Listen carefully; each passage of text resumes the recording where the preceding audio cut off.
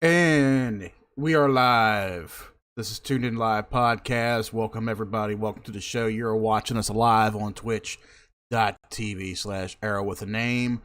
Also, if you're watching us on our YouTube channel, Arrow Entertainment, be sure to hit that like and subscribe button down below. And we already got some visitors. There we go. Welcome in the chat over there. You're here. Good. Hey, good to see you all. Now, if you guys are in our Discord, and if you ever want to join in, feel free to join in. If you need the link to our Discord, it is on our Facebook page. Just go over to Facebook at Arrow WAN 2020. I think it's 2022 or 22. Whatever it is, I can't place it right. So right now, just want to say, I know I haven't been live a lot here lately. Haven't really done much here lately. It's been pretty busy.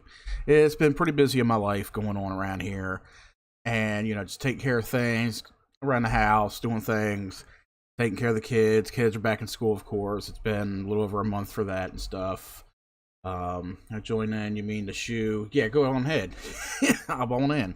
I'm already in the general podcast. If you want, feel free to join in. Hop on in, of course. Like I said, if you guys want to join in, if you need the link, I'll link it to you also. I'll even put the link in there if you need it. If you're already in, hop on in and we'll get the show done today. So there's quite a few things that I do want to discuss. And it's very funny. There we go. Icy, are you there? Make sure we can hear you. Hold on a second. My audio settings in Discord is kind of ugh. Okay, let me see. Try now. Give me a test. What's up? There you are. There we go. What's going on, IC? Not a whole lot. Busy here too. Yeah, I feel you. Yeah, you just had your surgery done, what, about a month ago? Yeah, it'll be a month next week. Oh, okay. How you feeling after all that? Gee Wilkers, goddamn it. They say that the MRI is so accurate, it missed 3 tears in my knee. Oh, my God. So they had to go in, shave my kneecap, shave bone, do microfractures, all that stuff. Oh, wow. Yeah, I know. I know. I'm sorry. That's all right. Yeah, I know the feeling. My dad, he went in for some scans himself last 2 or 3 months. Like, luckily, like certain scans they schedule for just to make sure they don't miss anything. They'll schedule this scan for him, and then they'll be like, okay, we want to make sure of this. We'll send you for this other scan. You'll take care of that, and we'll get the results back. And then if we need to double check, it's like 2 or 3 different scans my dad goes to for his regular checkup, bone scan, body scan, all this and that. So yeah. It's weird. And they charge so goddamn much per scan. Oh yeah, imagine trying to pay that without any health insurance. Jesus. Lord have mercy. Goodness. Yeah, I tell you. Well, it's good that kiddos are back in school. I've been seeing school buses and stuff, and I wanted your opinion on something. Yeah, go ahead. What do you think about giving teachers guns in classrooms? I mean, I'm all for it, either that or get some of these retired military vets, give them something to do, give them a purpose, have them, do security detail, something.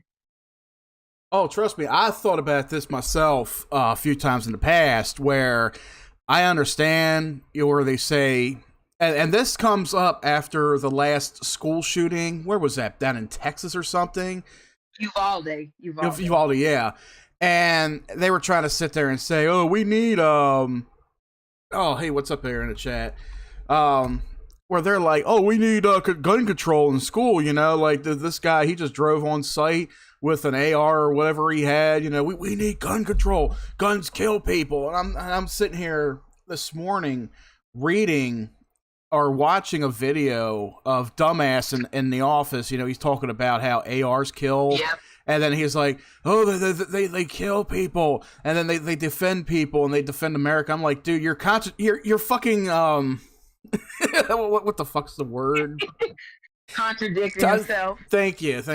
You're contradicting yourself on it, and people are like, what are you for or are you against? Like, this dude is so full of dementia. He's so dementia ridden. I'm like, why haven't they got him out of office yet? And they're just using him for their agendas. And then of course, we'll cover it a little bit today. Also, Kamala Harris and her racist comments about immigrants and stuff like that. But Yep. Just to pass an agenda. But yeah, guns in school, like, I've been saying it, and there's been a lot of people who have been saying it. Like, why not get some of these retired vets who are looking for a job, who can't get work anywhere, because the government is fucking them in the ass. It's like, oh, you contributed a service to our country, but we need you no more. So it's like, okay, we can't provide. We're just going to throw you away after we've spent months, maybe even years, of breaking you mentally, physically, all that, just to use you, send you off to fight, fuck up your mind. You got that 1,000-yard stare when you get back. And now it's, oh, well, we don't need you anymore. So here's your DD-214. Good luck. Exactly. Have a fun time going down to the VA and filing disability. Yeah. So it's like you screw these guys in the ass. They fought for our lives. They fought for our safety and our freedom. At least the least you all could do is like, okay, you got all these school shootings pop up, and it was inevitable. It was inevitable. Everybody had a year and a half off from school with the virtual learning because of COVID. But now, even here in Maryland, it is labeled as COVID is there is no longer a pandemic in effect. There's no longer a pandemic. Are people still getting sick from it? Possibly, because the winter season is here, or just about here. It just turned fall. The cold wind, it's like it doesn't know what it wants to be. It's hot one fucking day. It's like you're sweating your balls off outside, scorching hot, and the next day you're freezing your nuts to your car seat. And it's like it doesn't know what it wants to do. And so people like me and people that I work with are starting to get sick. They're starting to get colds, and they're like, "Man, I'm getting really sick. I hear COVID is rampant in my area." I'm like, motherfucker, I'm gonna smack you in the face. Like, don't fucking come around here. Goddamn COVID. That's the regular seasonal flu and seasonal shit that people get every goddamn season. It is, yeah. Like, people have become so dumbfounded to what the media feeds them in shit and garbage that they're, to them, oh, the flu's no longer it's non-existent. Nobody's getting the flu anymore. Nobody's going outside. I'm like, it's a normal airborne virus. It happens every fucking year. You get the flu in the summer. You get it in the winter. When the weather's changed, when pollen falls off the trees and all that during the springtime, there are illnesses out there that it happens. People get sick.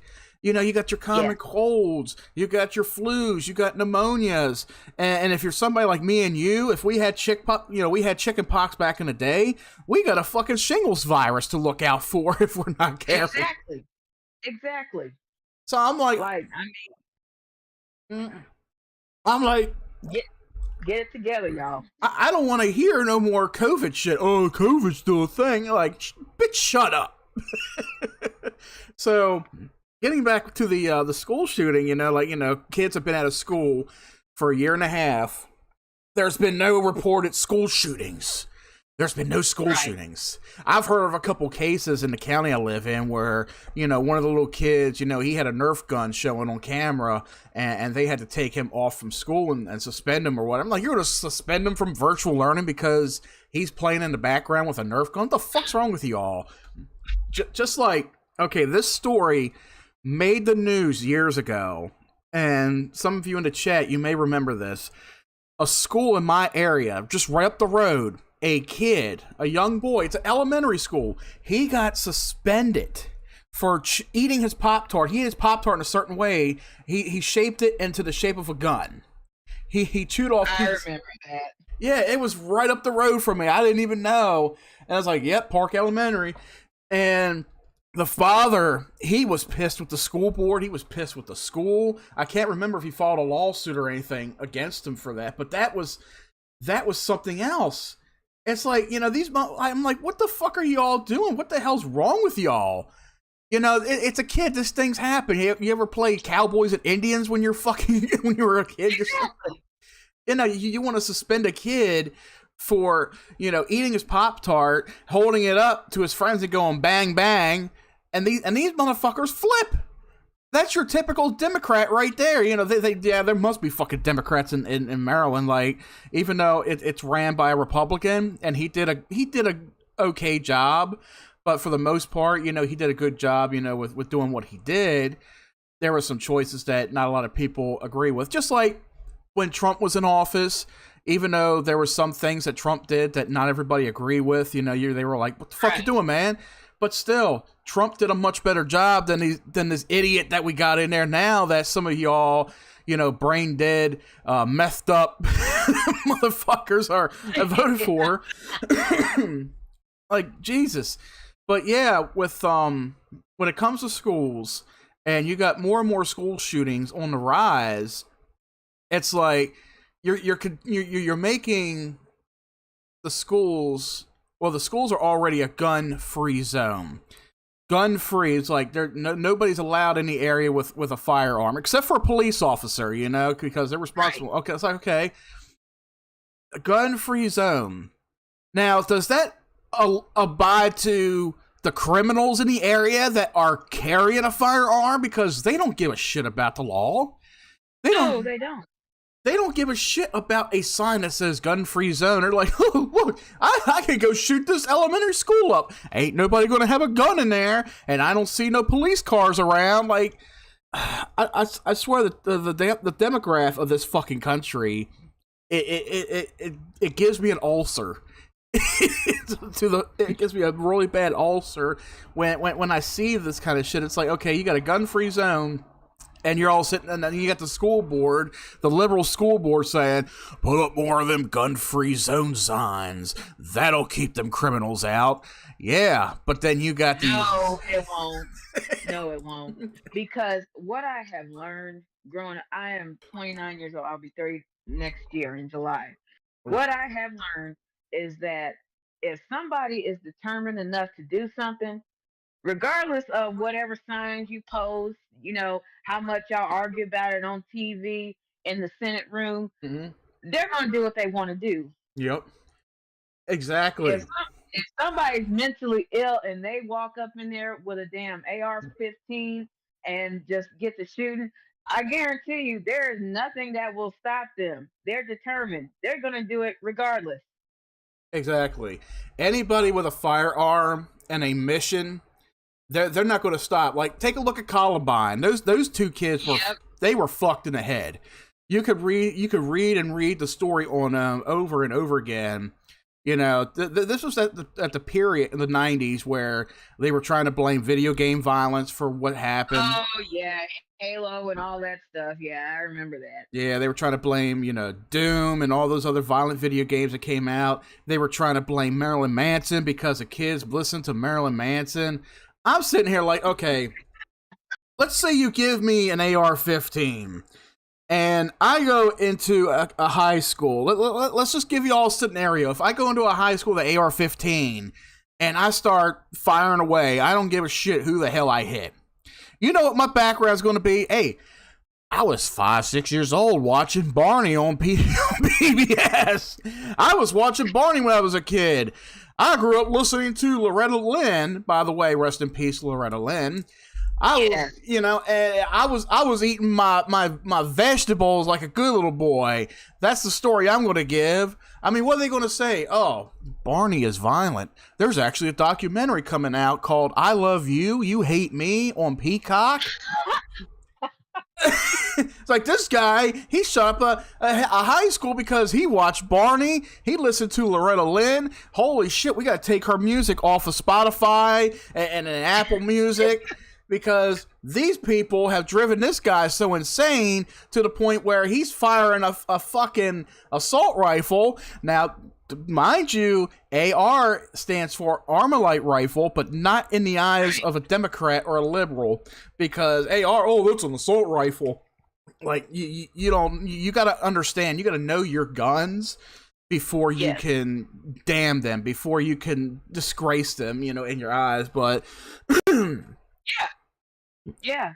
And I mean, honestly, taking certain music off the wavelength off the billboard, off of, mainstream media is not going to do any more damage than your regular commercials. There's subliminal messages in that. What are Mm-hmm. y'all doing about that? Absolutely nothing, because those big media corporations are paying y'all through the nose to keep that shit on there. Exactly. Like when I look at music, people look to music for various reasons, and a lot of it is mental reasons. And when we grew up to certain artists, certain music styles, and none of it, from what I understand, did any kind of damage. It actually helped a lot of people. Like my generation. Okay, I'm 36. I'll be 37 in 2 months. Jesus Christ. And back in 2000 in high school, from 2000 2004, we had music like, new metal was on the scene. You had Limp Bizkit, Linkin Park, Korn. Then you had the hip hop artists like, Nelly was still fresh, Ja Rule, DMX, all the good shit. And a lot of this music is art. Well, I think that, it's another topic for another day. The art of music is dying because of the way music has transitioned into whatever the hell our kids are listening to. But when you look back in the day to like what you and I have listened to, music had a message. It had a feeling to it that resonated with the listener. And a lot of listeners out there, they were suffering from, depression and stress and all this. And you turn to music and it has that subliminal message that resonates with you. And you're like, holy shit, I listen to Stain. Stain has a song out that it's like, oh, wow. What the hell was it? It was a song called For You. And if you watch the music video, it's about, teen kids, they're trying to get their parents' attention and shit. I'm gonna step away real quick, Icy, if you want to take over the show real quick. I'll be right back. Sure. Yes, there was a specific song about a kid that committed he unalived himself, I'll put it like that. I want to say it was Pearl Jam. It was a song called Jeremy. And Jeremy was relatable to a lot of kids that were going through parental issues, bullying in school, stuff like that. And it made me feel better as a kid to know that I wasn't by myself to listen to that song, because no, I didn't want to go unalive myself in front of my classmates, but it was just, it made me feel like I wasn't alone, so to speak. I'm not good at this whole show thing, so y'all have to forgive me. Oh, you're good. Yeah, I'm back. Sorry. But yes, I was just telling them about the Pearl Jam song Jeremy. You remember that one? Yeah, I heard it a couple times. Yeah. Yeah, the video for that song, I'd never seen it until a couple of years ago, and I couldn't bring myself to listen to that song. Now that I've become an adult, gotten older, and stuff like that. Yeah. But music is not gonna make you want to get up and kill somebody. That's all you. That is all you. Now, does it boost you a little bit? Give you that little, get up and go feeling? Yes, but it ain't gonna make you kill nobody. There's another kid that killed his parents because they took away his game, and he was obsessively playing Halo. He didn't kill both of his parents. He killed his mother. His dad survived. Oh, yeah. And they wanted to say, well, this brings back the whole danger of video games for young children. That video game had nothing to do with that boy. He was just spoiled, and he wanted things his way, and he got pissed off, so he killed his mom and shot his dad. That's it. Exactly. Like they've been trying to put video game violence as a big demographic out there for, oh my God, 20, 25, for as long as games like Wolfenstein and Doom have been out, they've been trying to link video games to mental illness. If anything, if you look up the proper studies, and there have been studies made on it, video games have actually helped a lot of people. There's even a lot of disabled people out there, even children who play video games. It's a big stress reliever. I find it like, when I suffer from depression, let me see in the chat. Sorry to annoy you. What's the update with Manhunt 2? Dude, I've been so busy. I completely forgot about Manhunt 2. Trust me, I still got it. I just gotta get around and doing it. But don't worry, I got you covered there, Silva. But yeah, like when you go back to like what he just mentioned, Manhunt 2. It's a video game. It came out on PS2 back in the day, and shockingly, it's from Rockstar Games. Yep. So, games like that back in the day, they were labeling them as like, oh, this is too violent for kids. Kids are they're going to get the wrong ideas. They're like, that's why they got a rating system on them. Of course, it's up to the parents. Like, if the parents want you, an 8-year-old to play a game, like an 8-year-old here's on the street, Grand Theft Auto San Andreas is the hottest new fucking thing in town, and you want to play it, it's up to your parents to look into that shit. Oh, it's okay, Silver. No need to be sorry, man. It's all good. You're not a bother at all. I'm just glad to have you here, buddy. I'm gonna step away again real quick, Icy. Go ahead and take over real quick. No problem. I think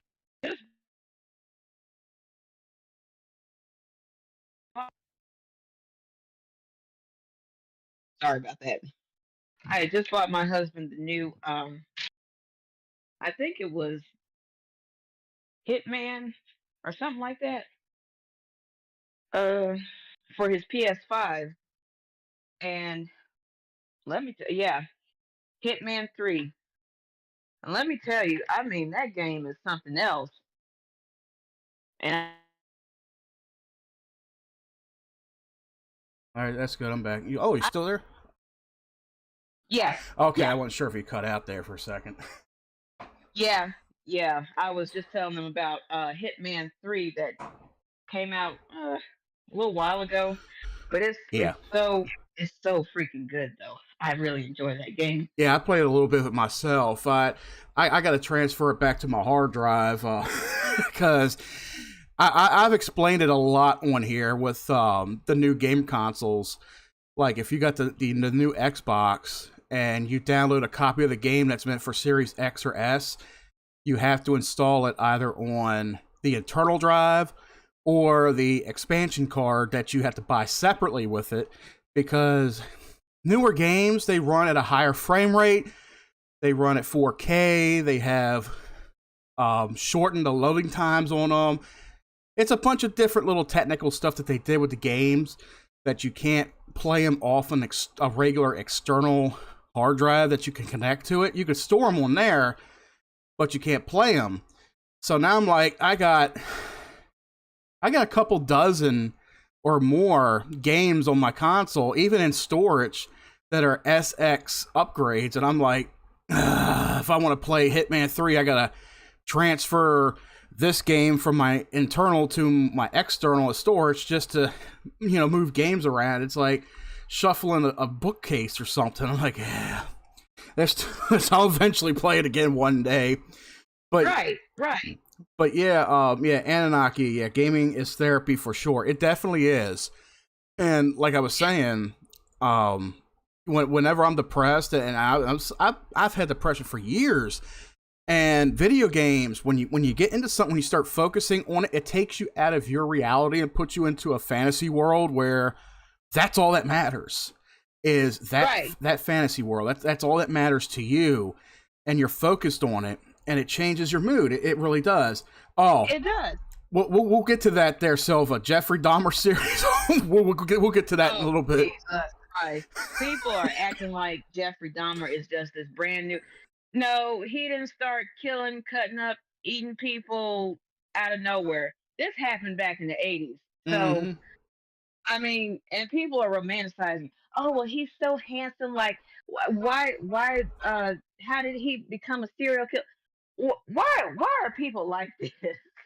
Why do people become killers? It's like going back to what we were talking about. Like, why do people shoot up schools?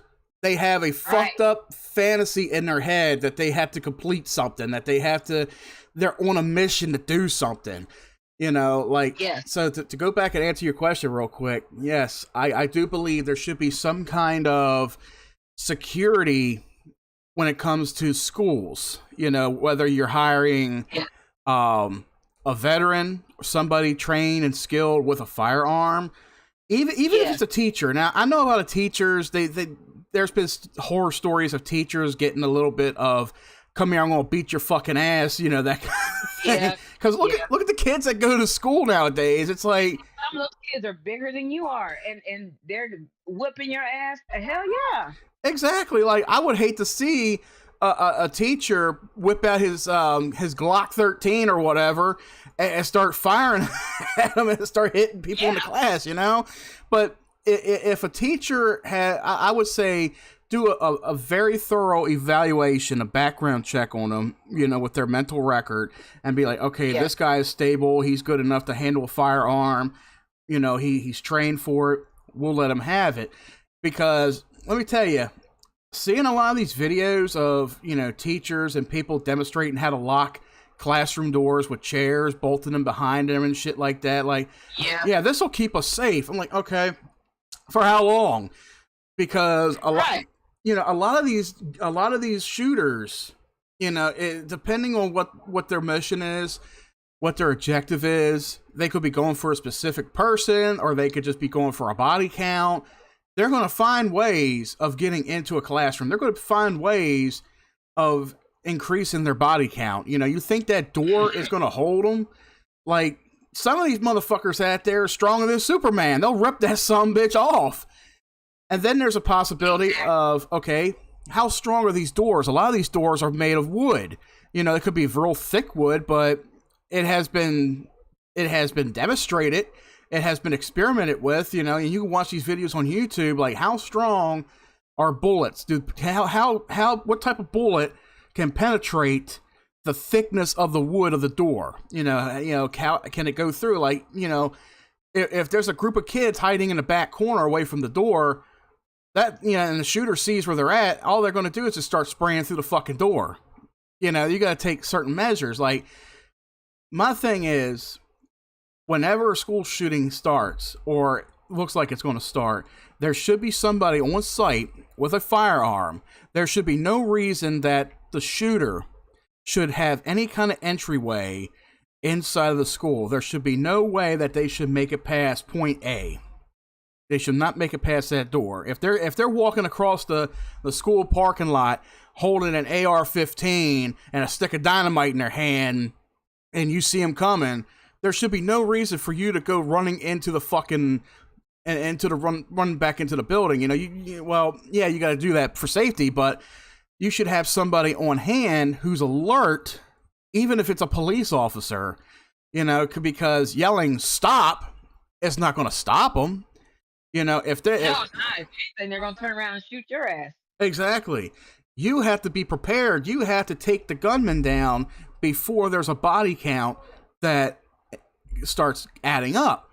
Because, you know, that school shooting, an elementary school shooting, you know, innocent 5, 6, 7, 8-year-old kids. Those kids are too young to be losing their lives like that. It's very heartbreaking, because I have a couple kids. I have a 12-year-old and I have a 7-year-old. You know, and I look at them every day and I'm like, you know, like, and I'm sure people will sit there and think, would you want them to go to school with somebody who's armed in the school, who has a gun, you know, and they're just standing around? Like, yeah, I want them to be safe. It's either I want them to be safe, or I want them to stay the fuck in my house, and I'll homeschool them, you know? I mean, after all, like, you know, the virtual learning shit, it is a drain on parents, because you got parents that, you know, they have errands to run in the morning, they have jobs they work in the morning. I work an overnight shift, so I'm like, okay, I'm going to need some sleep. It was a drain, but, you know, I managed through it, you know, with both kids when they had their school sessions. You know, it got to the point where, okay, if they are capable enough to do the thing on their own without needing mommy or daddy, that's cool and all. We were still around to help them and everything. But now, schools are back in session. Things are going to start happening. That's when, things need to start taking a turn for the better and saying, look, we got to prevent these school shootings from happening. Now it's not like they're scheduled. There's no shooting that's scheduled. It's random. Something's going to happen. It's all a random thing. You never know when Billy Bob Joe is going to walk up with a shotgun and blast the door away. It happens at random. You got to have some kind of plan set. You got to have something ready. So gun-free zones, like a sign is not going to keep somebody out. If you hire somebody, if the school board would hire somebody to monitor the halls of elementary or high school and, be alert, you'll be set. Even if you need 2 of them. Like the high school I graduated from, I think a year or so after, that's when they hired a police officer from the county to start roaming the halls of the school. And he was he was stopping fights and all kind of different things like that. They installed camera system in there my senior year. The following year, that's when they had a police officer. They hired a police officer to come in there, and monitor the school and everything. So, yeah, you can either have cops in there all day, or you can hire somebody who's trained and, willing to protect a bunch of kids, for a paycheck and all. But like I said, you got veterans out there who are looking for work. They're looking for a living. Yeah. People want to talk about, the homeless rate going up in the streets. A lot of them are veterans, people who fought for you, like help them out. Yes. But yeah, yes, I believe there should be some kind of strategic plan for schools that, yes, will probably need firearms involved. It's a simple fact, but then, you got, oh shit, I think you muted yourself there, Icy. I should probably step away for a sec. Oh, there you go. Oh, yeah. I'm back. Okay. But, yeah, there should be some kind of strategic plan for it. And that's that, like, what do you guys think? Leave your comments below. Do you think firearms should be allowed in a school setting to protect the school? And should schools hire professionals, skill train veterans or train somebody who hire somebody who understands a firearm and knows how to use it? Leave your comments below or leave them in the chat. We'll get to them. But okay, going over to the Silver Surfer's comment, the Jeffrey Dahmer Netflix series. Have you checked it out? Yes, I have. Honestly, from what I understand, the victims' families did not want this series, so I kind of stopped dead in the middle of it. But I saw a post on Facebook last week, and it said that there wasn't enough gory stuff. Like, how fucked in the head do you have to be? You really want to see somebody getting their bones flayed from their skin, or seeing tubs of rotting human corpses? Oh my god! Fucking head you have to be to want to see that. I must have missed that comment somewhere. Like, oh my god, like, this is not a horror. This is not a fucking horror movie to be watching. Like, this is something that actually happened. Like, these were people. These weren't just cattle or anything like that. These were people. Like, come on. Like, when I watch it, like, okay, sometimes something isn't going to be as grotesque as a lot of people think. Like, okay, when you look at Manson, okay, people will say Manson killed people. Manson, he slaughtered a lot of people. And I look at them and I was like, did Manson really even lay a finger on somebody? Did he really even kill a person? Manson had a following. He had a cult following. They were the ones that took order. They were the ones that took his order, that were led by him. Let's see. Okay, have a great day. I have to get back to work. Take time with the game. Peace. All right, Silva, thank you for coming in today, man. Always obliged to have you in the chat, checking us out. But yeah, when you oh god, what the fuck was I talking about? I know we were talking about Dahmer.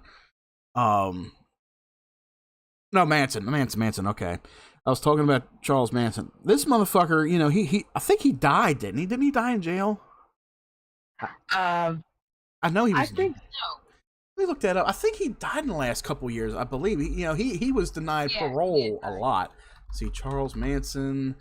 Oh yeah, he died back in 2017. Damn, it was that long ago. I thought it was recent. He passed a while ago. This was a dude that he had an infatuation with. Let's see. He recorded a song with the Beach Boys, of course, or he gave them the song, and he just wanted the rights to it or whatever. And then of course he had a flatulation with the Beatles, which was the White Album. It was a song, Helter Skelter, that he related to. Yep. Manson was an enigma. I was hoping years before his death he would have talked more. Sadly, he took it all to his grave. He was a quiet person, he was that kind of person. People would say he was probably demonic in the head and all. He probably was.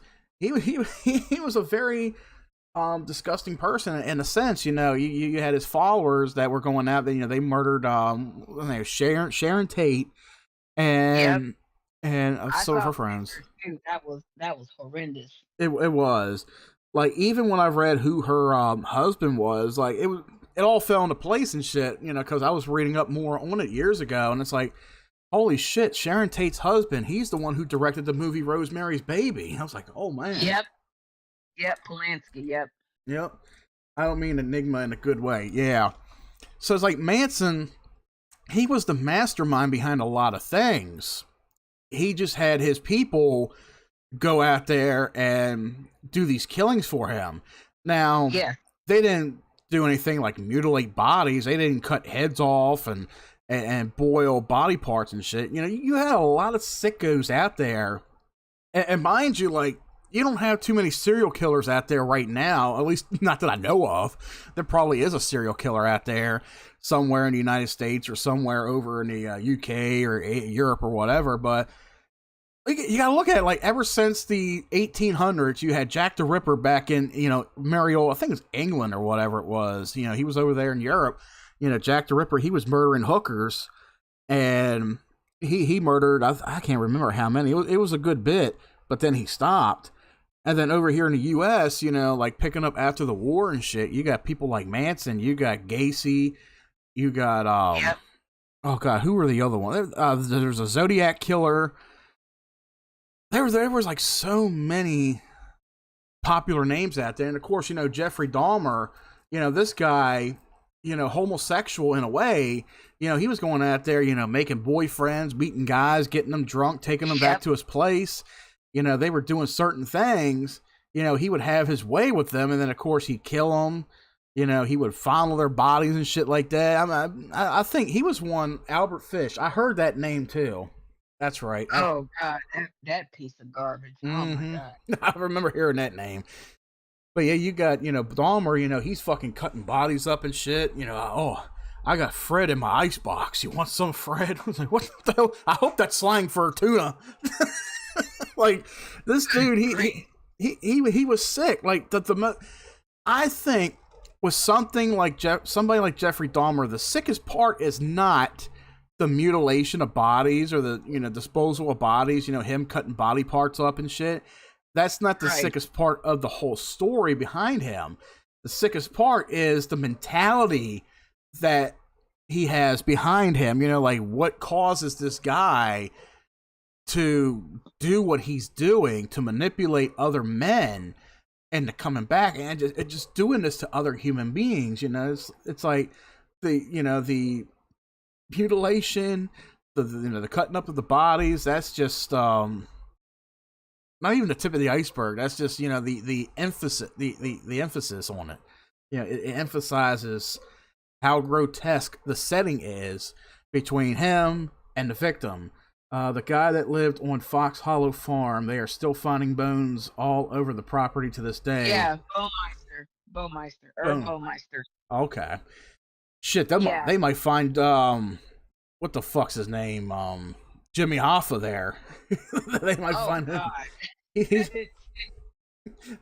they might find his ass there. The mafia probably said, "Oh, you cut bodies up? Okay, we got one for you. Here you go. We'll give you a good chunk. Have a good Them day." Italians definitely got rid of his ass. Yeah. But, you know, it's like the thing behind Dahmer, and a lot of people, you know, I would see them posted on Facebook, and like, I can't even watch it. I can't even watch it. It's like, okay, what part of the show can you not watch? The fact that, you know, the dude is naked with the other guys, and he's just, like, feeling their bodies and shit? Or are you, like, and then you, like you said, you have people, hey, what's going on, man? You checking me out on YouTube now, too? Yeah, I'm over here doing a podcast, man. Talking about that show Dahmer real quick. But yeah, I'm just like, are you like when you said there's people that are complaining that there's not enough gore in the show, and it's like, it's not about it trying to be the next Friday the 13th or some shit, you know. It's not trying to be a sitcom. It's a series that's telling the story behind one of America's brutal cannibals, serial killers, you know, that's all it's talking about, you know, the sick, twisted mind. So if you're expecting to see this guy, you know, on camera with a bone saw sawing somebody's arm off or something, like, you're not going to see that shit. I mean, you may see a little bit of it, but you're not going to see that kind of shit, though. It's like, yeah, the biggest horror behind it is this dude from his childhood up to his adulthood, you know, when everything happened, you know, everything going on with him mentally, that's the true horror right there. And you know, I'm sitting there, you know, I was watching with my fiance, and she's even asking me, it's like, what do you think goes through their minds when they're killing somebody? I'm like, nobody will never know. They separate themselves. Some people separate themselves from the actual act, but then they enjoy, you know, the aftermath. Like, if they want to, you know, participate in necrophilia or, you know, stuff like that, but their consciousness tends to just like disjoint. It's kind of like an out of body experience. I read that somewhere in a psychology book. Yeah. And there's been so many studies up on that kind of thing, too. It's like, you know, what creates the mind of a serial killer? And it's like, you never really know. I mean, it's going back to what you were saying, you know, like an out-of-body experience. It's like if I sat here and just stared at a wall, just staring at a plain wall, and I looked at it long enough, and I just started having, you know, like, you know, daydreaming. You know, I just started having these thoughts. And it's like playing a movie in your head. Everybody sees it in everyday movies and TV shows, you know, where you're watching the main character, and you see the scene playing out, and something terrible happens or something comedic happens, and then it all goes back to that one scene where he's just still sitting there blank, you know, this blank look in his face. You know, it's like that kind of thing. It's like, is he actually thinking about this? Is he actually doing it? You know, and there's people that it's almost like they plan it out in their head, and when it looks like, oh, this looks like a good idea, I'll be able to get away with this, or yeah, I could do this, and they carry on with it. You know, it's like you said, it's like a you know, they're charading a double identity. You know, that's like this guy that lived around our area. One of our listeners, she knows who I'm talking about. His name was Dale, and he was a nice guy. You know, when he's himself, he's a nice guy. He's a gay guy. You know, he had a horrible, you know, a tragic, you know, childhood. You know, growing up, you know, he was molested and stuff. But to this day, the dude is like 50 some years old. He lives down in South Carolina right now.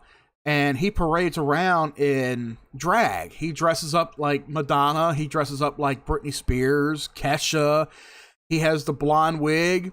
He has the plastic fake boob plate that he puts under the shirt. He wears these skin-tight shorts and shirts and stuff like that. And he goes out and he meets the public. You know, he talks. He does the gay voice. You know, like he's a female in a sense. and he carries his radio around, and he'll play some Britney Spears, and he'll dance around, and people will film it. I've shared some pictures on Haggie's Discord a few times of him. Like it looks disturbing, but the dude is, holy shit, dude, you didn't have to boost the server, but thanks, man. God damn, my buddy in the server just boosted us up. God damn. Nice. Thanks a lot for that, B. Damn, yeah, I do that, but thanks, man. Yeah, you're part of the server too. But yeah, this dude, he calls himself, Madonna Girl Dale, Britney Girl Dale, that kind of thing. Like when you look at him, and somebody did a YouTube interview with him, and he came out and he was telling his tragic story about what happened to him, and he's like, when I'm in the get up, I'm somebody else. Like when I'm just regular Dale, I still feel that hurt, that depression at times. This is somebody who said. He's even said he's been in Shepherd Pratt Institute quite a few times, because he was so suicidal because of this stuff. There's a lot of people out there who are gay, and, I feel sorry for them. A lot of them go through, these suicidal tendencies and depressions because they're left out of society. They get shit upon, and I really feel for them. And I understand, you got movements like LGBT. They're like, identify this person. He's gay. I'm like, I know he's gay. I'm fine with that. I respect him, and I really feel for him because I'm like, this dude, he doesn't need a community. He doesn't need a following to say he's gay. Let him be. I know the dude is gay. The poor guy's been through a lot. Just leave him the fuck be. You're just emphasizing what he's been going through. So exactly. Yeah. So instead of like. When he feels depressed and all, he does the get up. He gets into the mood of, I'm Britney Spears today, or I'm Madonna, and he goes out, he dances his ass off. Like this guy studied his choreography very well. Like when you watch videos of him, he does these stripper-like dances, but it's the kind of stuff you would see like Britney Spears or Christina Aguilera do. His choreography is really good. And he's done it for so many years. He's done it for, from what I understand, like 30 years or so. And this is something that, it makes him feel good about himself. He feels good. He's something else. He's somebody else. It's what he likes to do.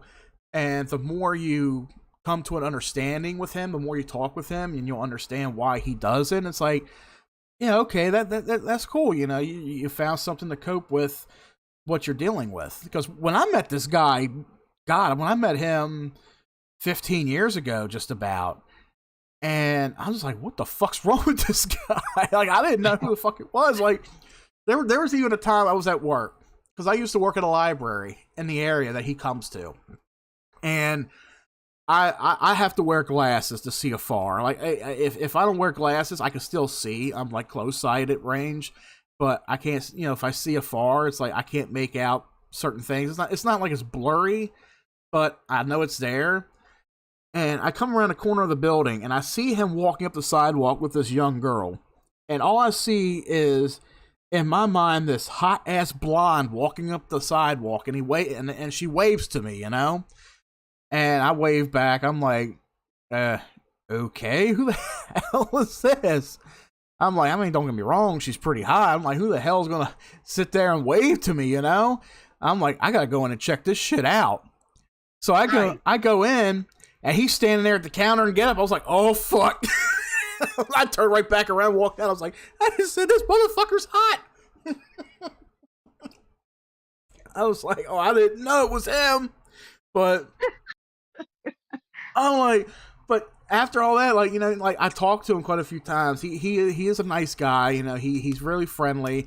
He's had people in the area, used to sit there and lie on him and tell people, oh, he molests kids, keep your kids away from him, da-da-da. Like, I understand his act is grotesque in some ways, where, right.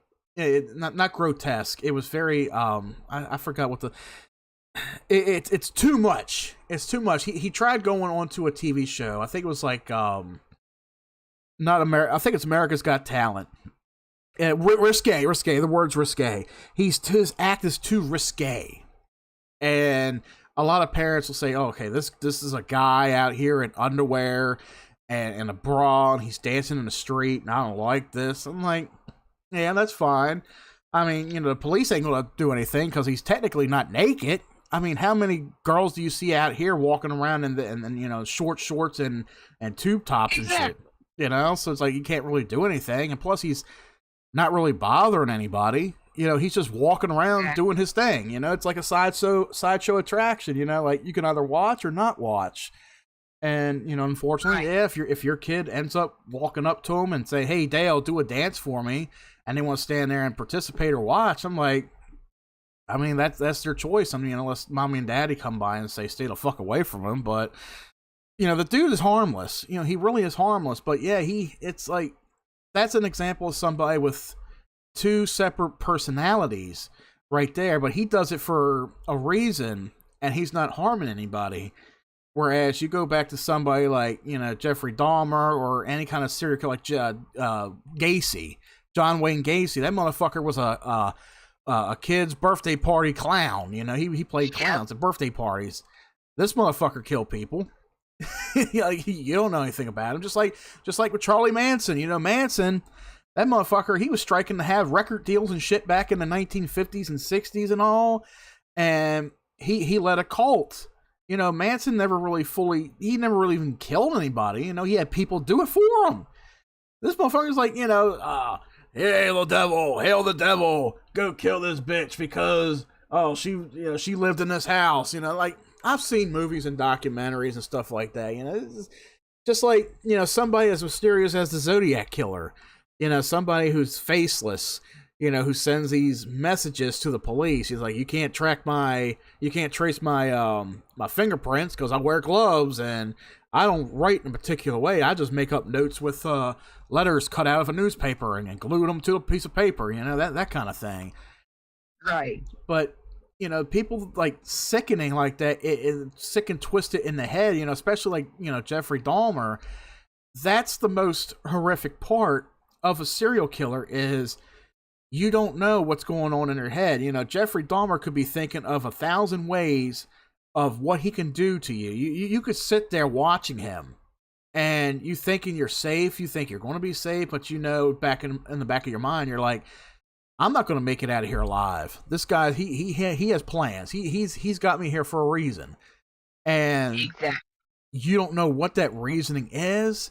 But when it happens, and that's when it gets not more horrific, but it's almost like the horror of it emphasizes the horror before it, because you don't know how fucked up this guy is. He could sit there. There could have been a section in there, and I'm not trying to be comical about it. There could have been a section in there where he put a VHS tape of Barney or Teletubbies on the TV and say, "We're going to watch this. And then we can go."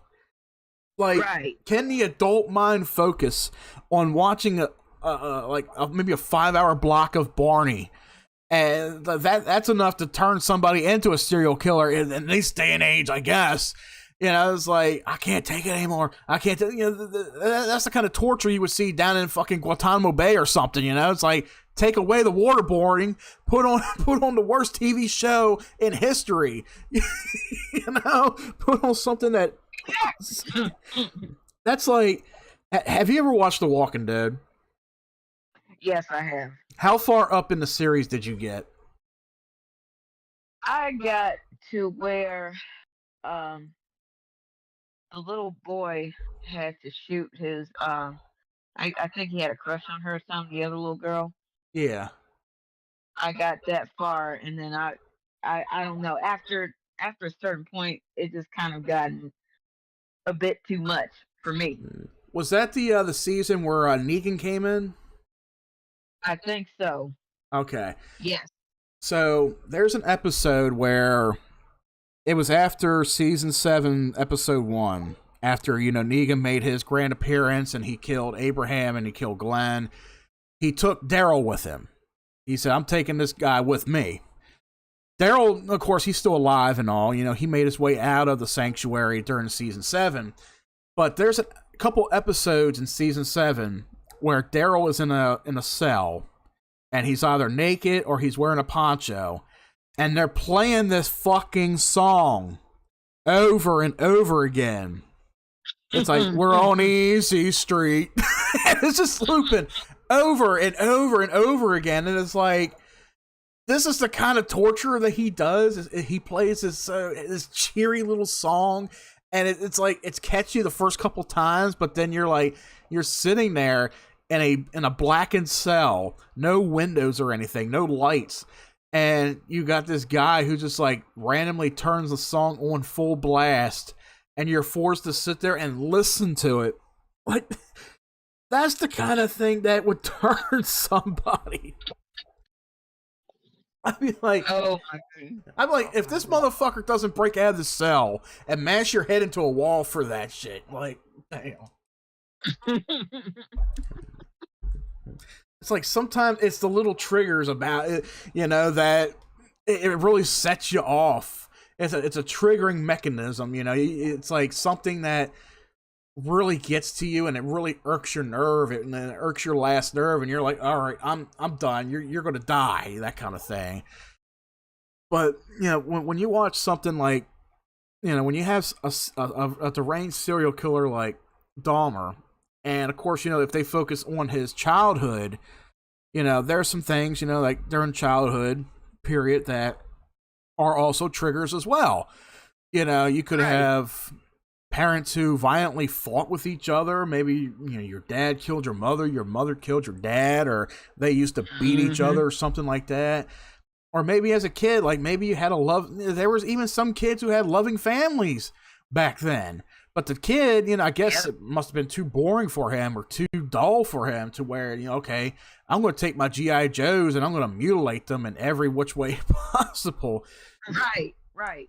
So it's like, at this point, you never really know what fully triggers a serial killer into doing what they're doing, because nobody will never know what's going on inside their head. Anybody can make up a story. Anybody can make up a tale. Like, if I murdered my next door neighbor because I didn't like her, let's just say I just didn't like her, and they questioned me for so many years, what caused you to murder your neighbor? Was it the type of music you listened to? Were you beat as a kid? I could make up any kind of fucking story. I could say, oh, it all started when I was 7 years old, and my Uncle Robert, he came over and followed my little asshole. It could be something like that. But always in the back of my head, it's always like, I killed her because I hate the bitch. I just don't want to come out and say, I just hate the bitch. I hate the way she looks. Right. I hate her voice. I just hate the bitch. It's like, you'll never get an honest answer. Why did Manson do what he did? Why did he have a following? Why did he do and say what he did? Nobody will never know. Like you said, he took it to his grave. You'll never find out. Same thing with Dahmer. Why did he have a obsession with men? He would go out and, he would find men to have sex with. Then he would kill them, cut them up, and eat them. Like, what made him do that? You'll fully never know what goes through a serial killer's mind.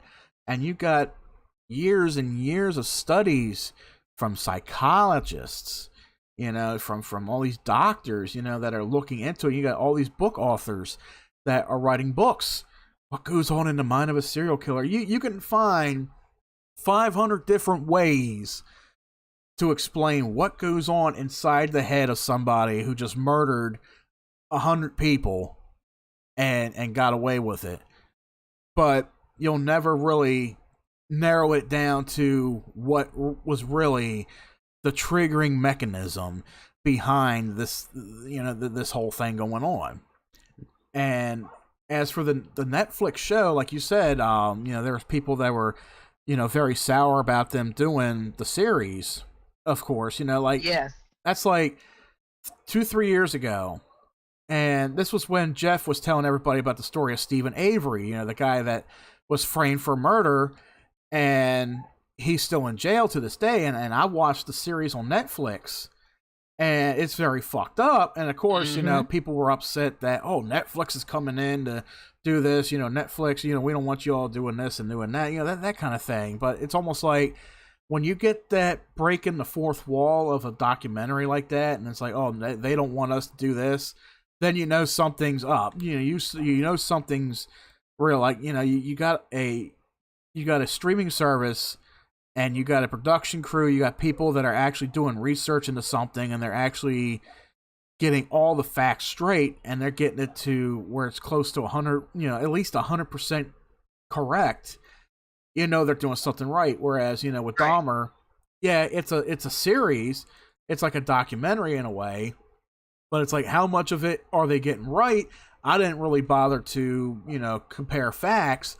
All I know is, you know, they're just, you know, they're doing this reenacting story, you know, of his life, you know, when he was a kid, his life up to the point where he got caught and arrested, and they had the trial and everything. But, you know, for those who are like, it's not gory enough, it's not gory, go watch Hellraiser. The newest Hellraiser comes out in 2 fucking days. Go watch that if you want something gory. I love gory. I love horror movies. October's my favorite month of the year. But, you know, something like Dahmer, if it's not if it's not for you, don't watch it. It's a documentary series. It explains everything in detail, you know, and reenactment story. You know, you're not going to see him sawing off somebody's leg and actually wrapping it up on camera and storing it in his freezer. You're not going to see that kind of shit. You're going to see the sick and twistedness behind everything that leads up to that. That's what makes it a true horror connection.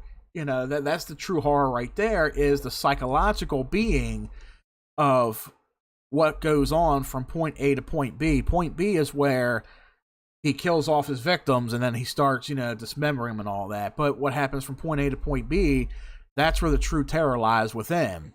That's where the true horror is. So, you know, for the Jeffrey Dahmer series, you know, like it or hate it or whatever, it's out there.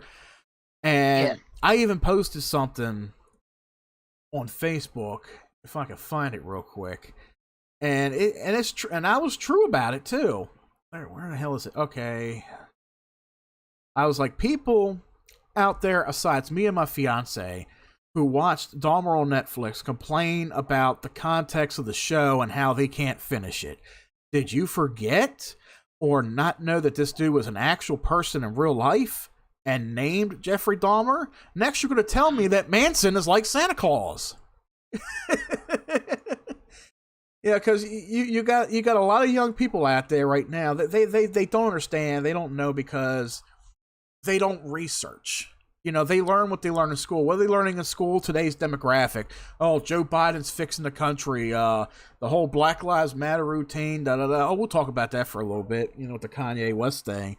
LBGTQ. It's okay for a 5-year-old kid to identify as a girl, even if he's a boy. That's the demographic that schools want to teach you. They don't want to teach you actual history anymore. Just like, and I don't know if it's the same way where you live, like where I live, kids are using computers in classrooms. You know, these Chromebooks that they bring home and they do their homework on and everything, and they do the same thing in school. You know, they'll sit in front of a Chromebook and they'll do their history lesson while the teacher just sits on her ass. I'm like, get your ass up, throw the fucking Chromebooks in the trash, get a projector, and start teaching kids something. Give them a piece of paper and pen, you know, put the same thing up on the board, get the chalkboard out, throw the fucking computers away because they're a distraction.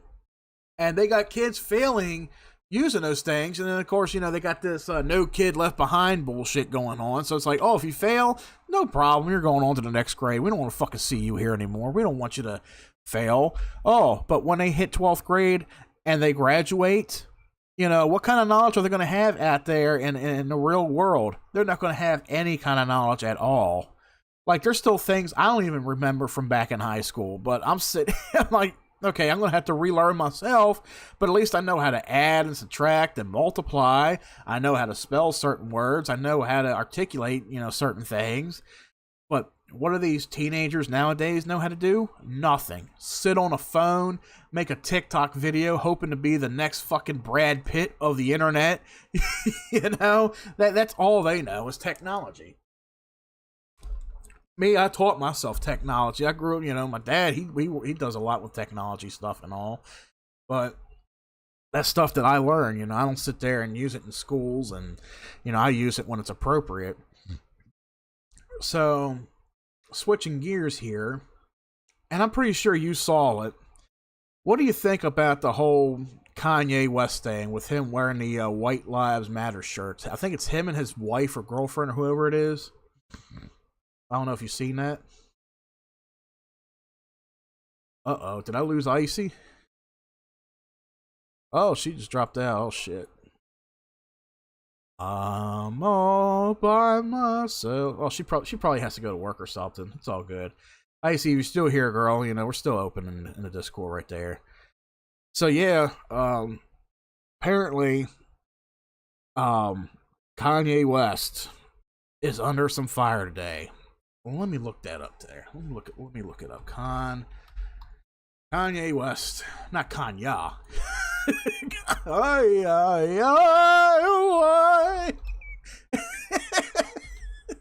Ever heard that song? That's like what fucking Pure Moods from back in the 90s. If anybody remembers that double CD right there, you know, the commercial for it. Okay, so a day ago. All right, I'm hoping this video don't play. I don't want any videos playing in the background here. Okay. Kanye West calls Black Lives Matter a scam and the White Lives Matter shirt uproar. So, for how long now have I been saying that the Black Lives Matter thing was a terroristic thing and it was a big scam? Been saying that for the last 2-3 years, haven't I? And it is a scam. There's a lot of black people in the black community now, too, and they've been saying it for the last 2-3 years that, you know, the Black Lives Matter thing, it's all a scam for them to make money. And, of course, you know, a couple of the big leaders of it, you know, they made so much money, they're paying for fucking houses and shit, you know, where they live. And that's sickening. That's sickening. You use something like that, you know, to exploit a matter of what's going on. Just like, I think I've read or I've seen a video or something somewhere, and I'm trying to remember the wording of it. It's like, you know, why is Black Lives Matter a thing? Why doesn't Black Lives Matter in general all around? You know, why isn't it a thing of all lives matter? And then you hear some people saying, you know, 2 years ago, that's racist. All lives don't matter until Black Lives Matter. Do I want to play Chivalry later? Yes, I do. I want to check that out. Real quick, guys. Oh, my God. So, Game Pass yesterday. Chivalry 2 came out on Game Pass on Xbox. I was playing it at work last night. I had some downtime at work last night. I was playing it on my phone. Chivalry, it's a team deathmatch based game that's first person or third person. It's like medieval stuff, you know. You got axes and bow and arrows and shit like that. I was playing it. I was having a shitload of fun. That shit was fucking insane. I'm like, yeah, I want to fucking play that shit with you. That shit was insane. That shit was fun. Yeah, we'll get to playing around with that. But yeah, with the whole Black Lives Matter thing, you know, even like people like Morgan Freeman who has said, you know, why should there even be like a Black History Month? February. Why should there just be 1 month that's dedicated to Black history? Black history should be every single day. You know, you should be celebrating Black history all around. You know, why should something be, you know, labeled to one particular month? Just like with LBGT, why should it be a Gay Pride Month? Why should we be celebrating gays, you know, in June? Shit makes no sense. It's a goddamn demographic of things. But anyway, let's see. Jesus ain't walking back this controversial fashion statement. Despite fierce backlash from black celebrities, including a walkout from Jaden Smith, Kanye West is not apologizing for his controversial White Lives Matter attire during Paris Fashion Week in France. The 45-year-old rapper recently doubled down on his criticism of Black Lives Matter in a Tuesday Instagram story. He goes to saying, "Everyone knows that Black Lives Matter was a scam. Now it's over. You're welcome." The Chicago-born rapper was addressing a controversy that began after he donned a t-shirt embolized with White Lives Matter while staging a surprise Yeezy fashion show that showcased his Season 9 clothing wear. Various models, including Lauryn Hill's 23-year-old daughter, Saleha Marley, also hit the runway in shirts bearing the slogan. Well, that's who it was. Which was created by white supremacists in response to Black Lives Matter movement. It has been since labeled a hate slogan by the Anti-Defamation League. So here's where I'm lost with the stupid bullshit. This is a fucking democratic bullshit thing.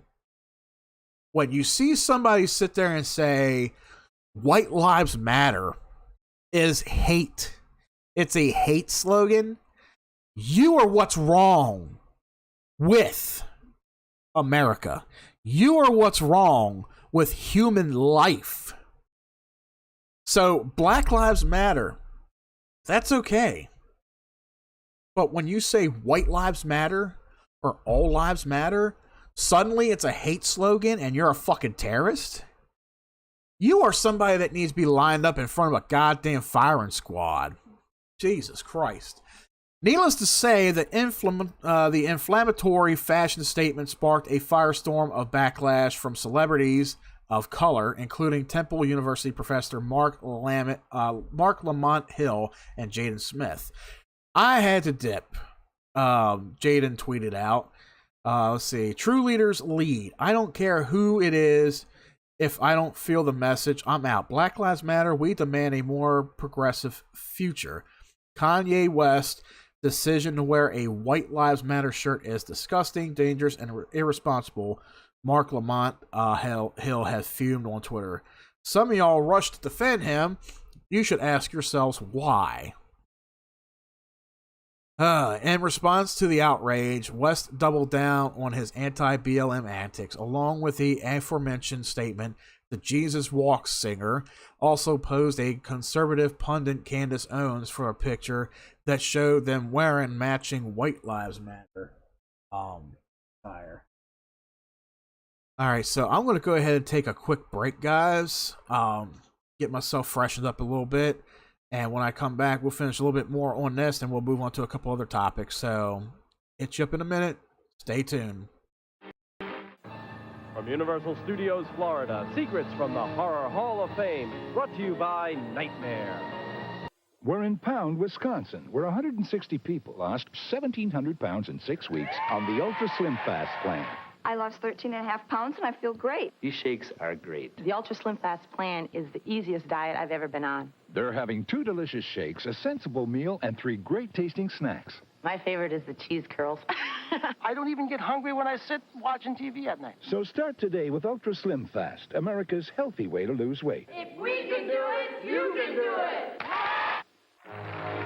Promotional consideration for the Horror Hall of Fame provided by... It's 3 times the suspense, 3 times the danger, and 3 times the terror when Alien 3 explodes onto Genesis, Game Gear, and Game Boy. Blast the aliens before they get you.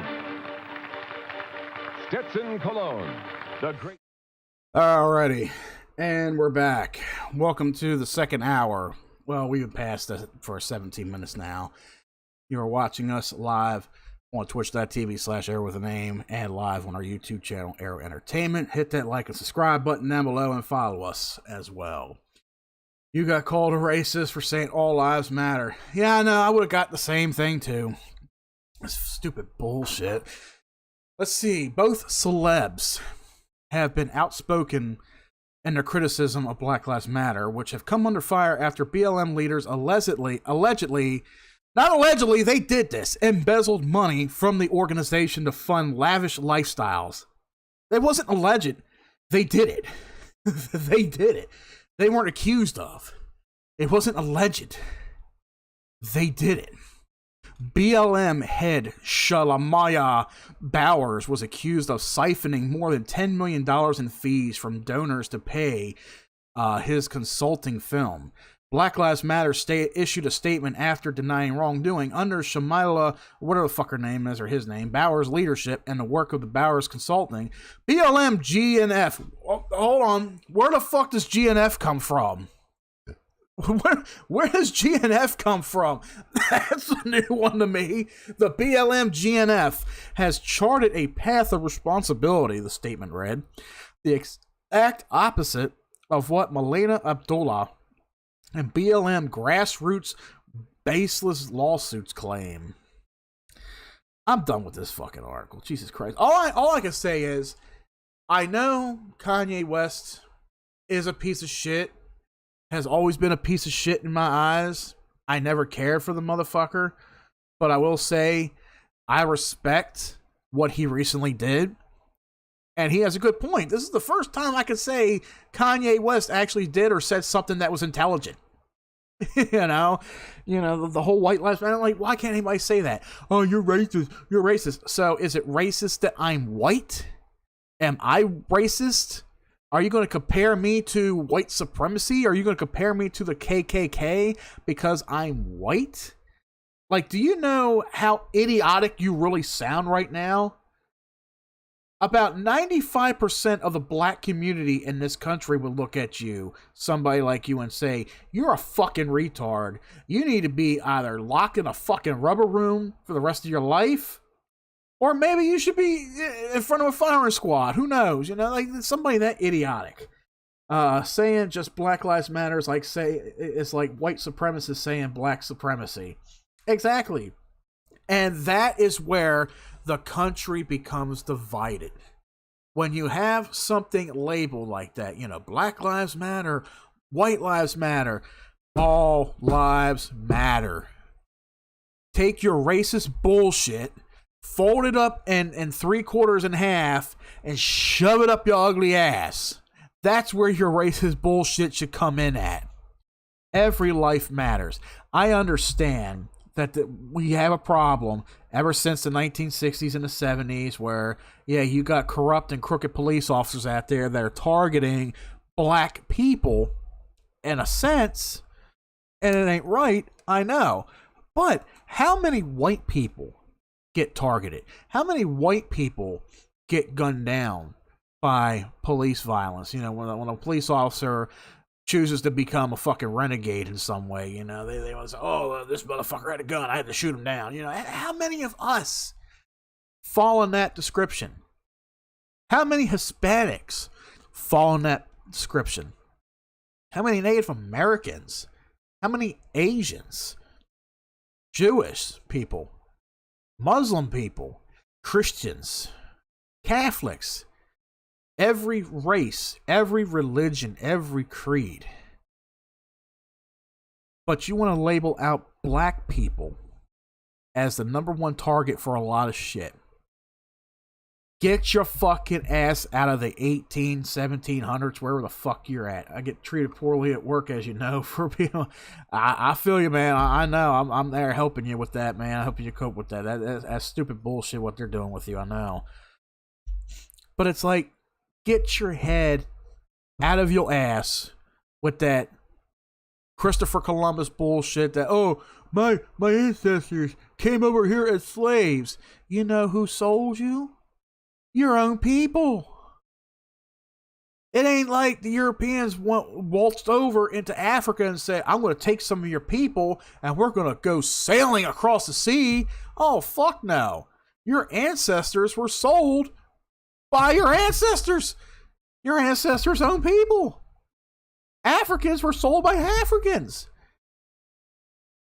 And there were some white slaves in there too. I'm not going to exclude them. There was some white slaves. There were Jewish slaves. There were German slaves. Yeah, everybody that was a slave back then. Black people were not the only slaves back in the day. White people were held as slaves in Egypt. Exactly. There were slaves in Egypt. White people.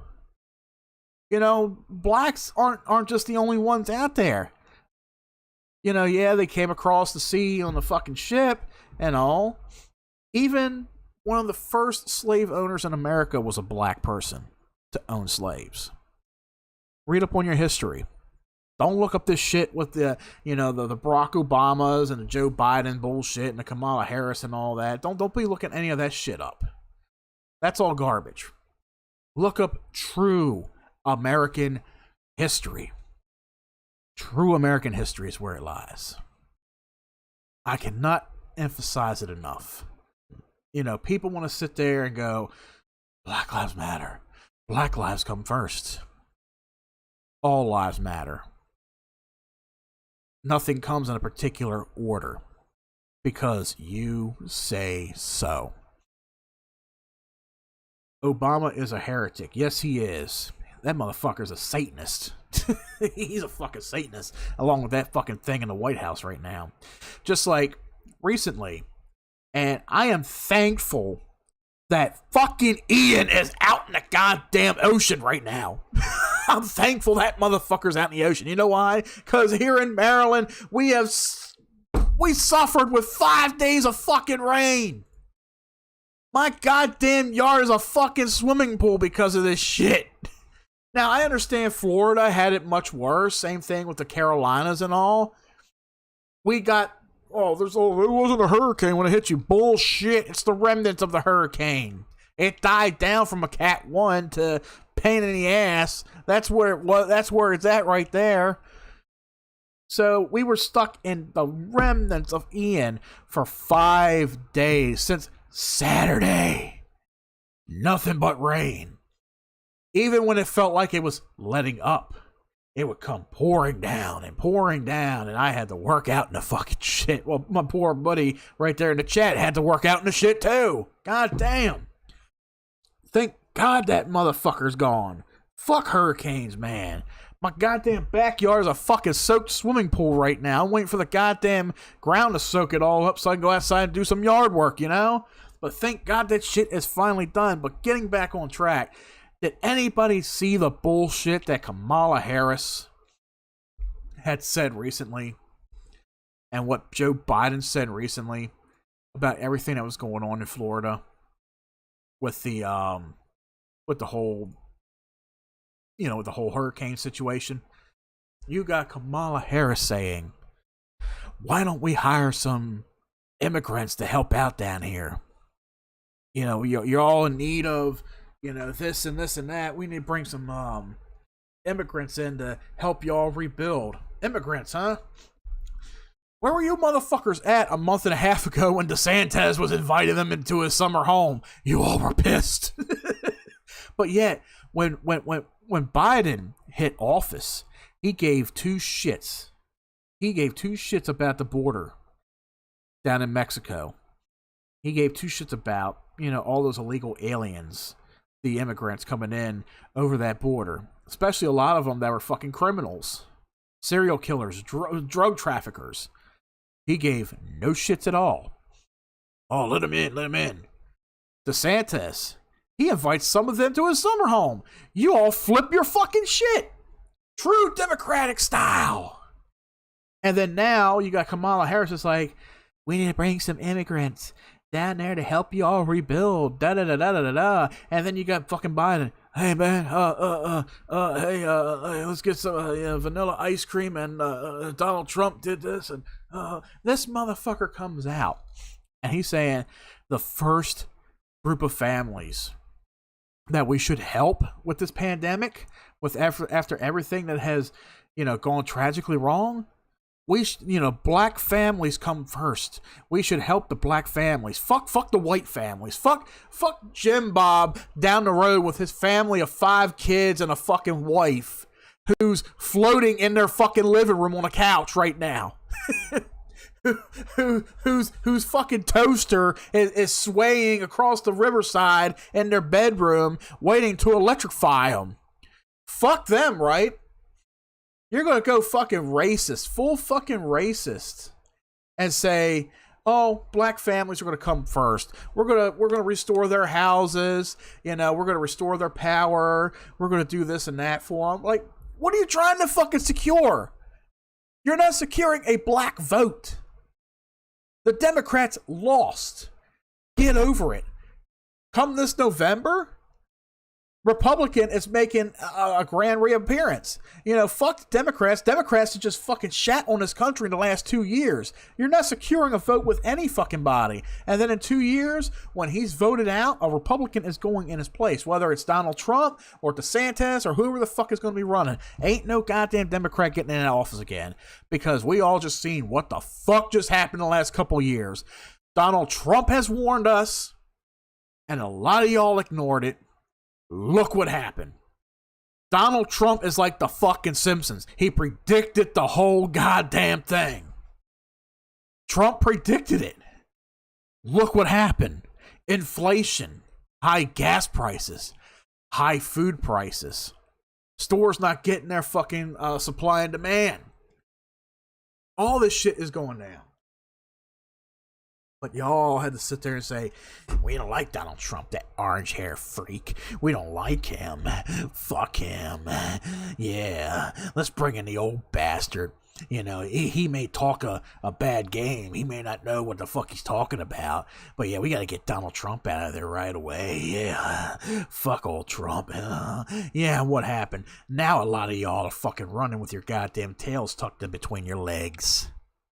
Now a lot of y'all are saying, so what we said about Donald Trump, we really didn't mean it. We would much like to have him back. Oh, really? After you just scolded the man who spent 4 years fixing this fucking country up from what Obama has done to fuck it up. You want to scold a man 4 years.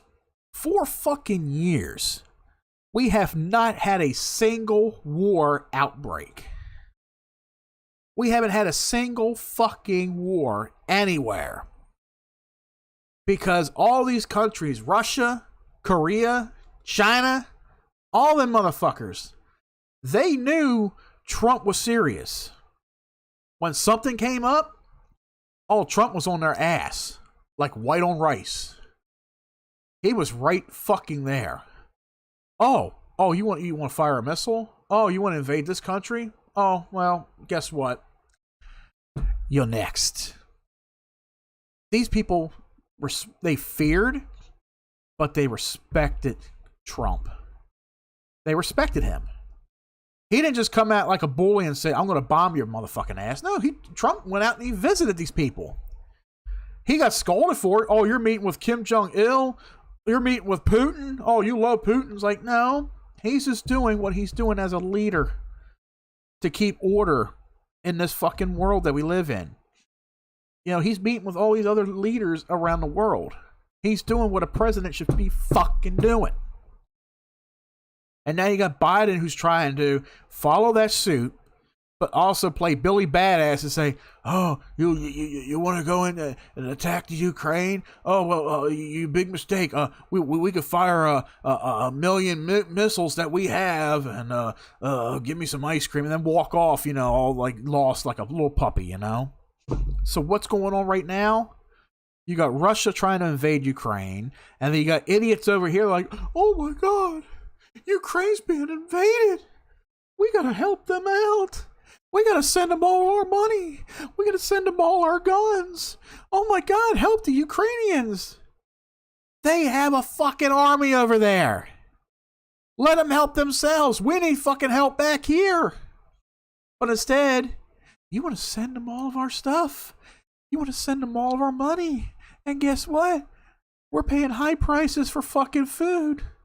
We're paying high prices for fucking gas. We're paying high prices for fucking living. We're paying high prices for fucking breathing. You know, you're raising inflation. It's terrible. There should be no fucking inflation in the economy whatsoever, goddamn ever. But that's what the Democrats want. That's what the Democrats want. I'm conservative, but I prefer voting for Republican. Yes, there are some crooked Republicans out there. I'm not saying they're all fucking geniuses and saints and wizardry and Harry Potters and all that fucking shit. There are some crooked fucking Republicans out there. But in this day and age, I choose a Republican over a Democrat any goddamn day. because of what happened. It's just so fucking sickening with all that shit. Let's move on, shall we? Briefly, let's talk about this. Let's switch gears to video games. Video games, okay? Google Stadia. Google Stadia. Has anybody here signed up for or used Google Stadia, whatever the hell it's called? You know, that subscription streaming service offered by Google that's competing with Microsoft and Sony and Nintendo to be the next competitor of gaming. There's 4 competitor states. You got PC gaming, Xbox, PlayStation, and Nintendo. You got Google trying to fit in there like Atari trying to come back. You know, when I used it because I got it free from YouTube. Oh, God. Looking at Google Stadia, it's like, envision this picture. Envision a group of men huddled around. You know, just huddled around, kind of like a football huddle. And then you got Google Stadia trying to squeeze in there like, can I fit in here? Yeah, what's going on, guys? Yeah, I went on this. Oh, yeah. And then now they're getting pushed out like a runt. They're getting pushed out like a runt. The end of Google Stadia. Stadia has been around for, what, 3 or 4 years? 3 or 4 years. So here's how Stadia went. Here's how Google Stadia went down. You would have to buy the controller and the console, which ran about, what, $300-$400 or something like that.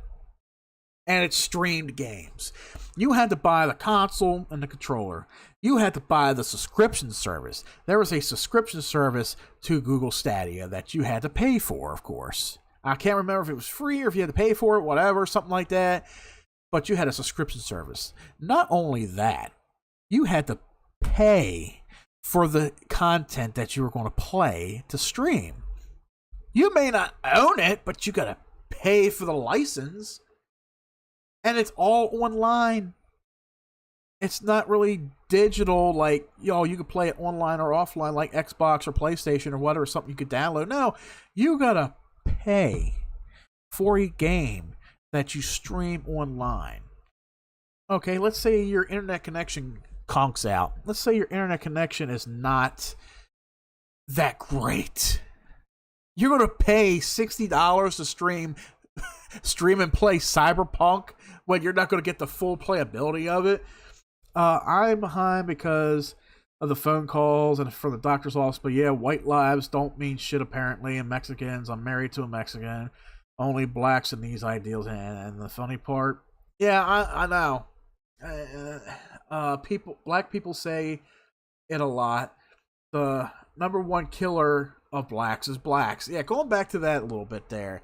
Like, that's one thing that Democrats do not understand. Democrats don't understand that there is a higher rate of black on black violence than there is of anything else. You want to say white cops kill black people? There are more black people that kill black people. That's the Democrat right there that these Democrats don't understand. They don't. But thanks for bringing that up there. I'm glad you're still around. Okay, so here we go. Back with Google Stadia. Okay. Stadia is shutting down. This was announced last week. Just 3 years after it launched, Google's big bet on cloud gaming will stop operating on January 18th, 2023. Its rapid demise isn't a complete shock, despite Google's extravagant efforts to build hype around the service it branded the future of gaming. The company's grand plan always lacked one key element: video games. Google failed to release any original titles for the Stadia, instead relying on third-party games to draw in players, a costly venture that, according to Bloomberg, Google spent tens of millions of dollars. Tens of millions of dollars that Google has spent per port, with no flashy releases to show off. Google reportedly approached companies like Peloton and Bungie about white label deals for its streaming tech. Google's plan to halt the service has been rumored since July, when the now suspended Twitter account killed by Google speculated that Stadia would be finished by the end of summer. At the time, Stadia's official Twitter account bit back, claiming that Stadia is not shutting down. 2 months later, that's exactly what's happening. When news of Stadia's demise broke, it was unclear how many employees or even partners knew in advance. We just now learned about Stadia shutting down, and we have begun conversations about the next steps for our players, wrote a Bungie moderator on the Destiny forums. On Reddit, a Stadia community manager was responding to posts about new user interface rolling out slowly, puzzling those who have learned of the shutdown. Stadia Vice President and General Manager Phil Harrison said today in a blog posted that many of the Stadia team members will be carrying this work forward in other parts of the company without providing further details. When Stadia launched, Google was confident it could revolutionize an industry it had little to no experience with. In March of 2019, the company announced that it would create its own in-house studio to work with original projects. That effort was led by industry titan Jade Raymond, who was a founder of Ubisoft Toronto and Electronic Arts Motive Studio, as well as then VP of Google, did not last long.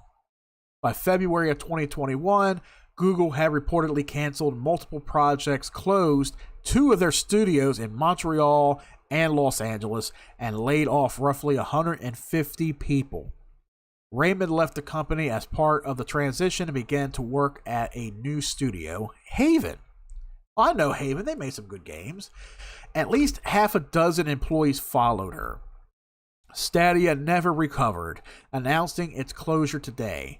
Harrison said that while Stadia was built on a strong technology foundation, it hadn't gained traction with users.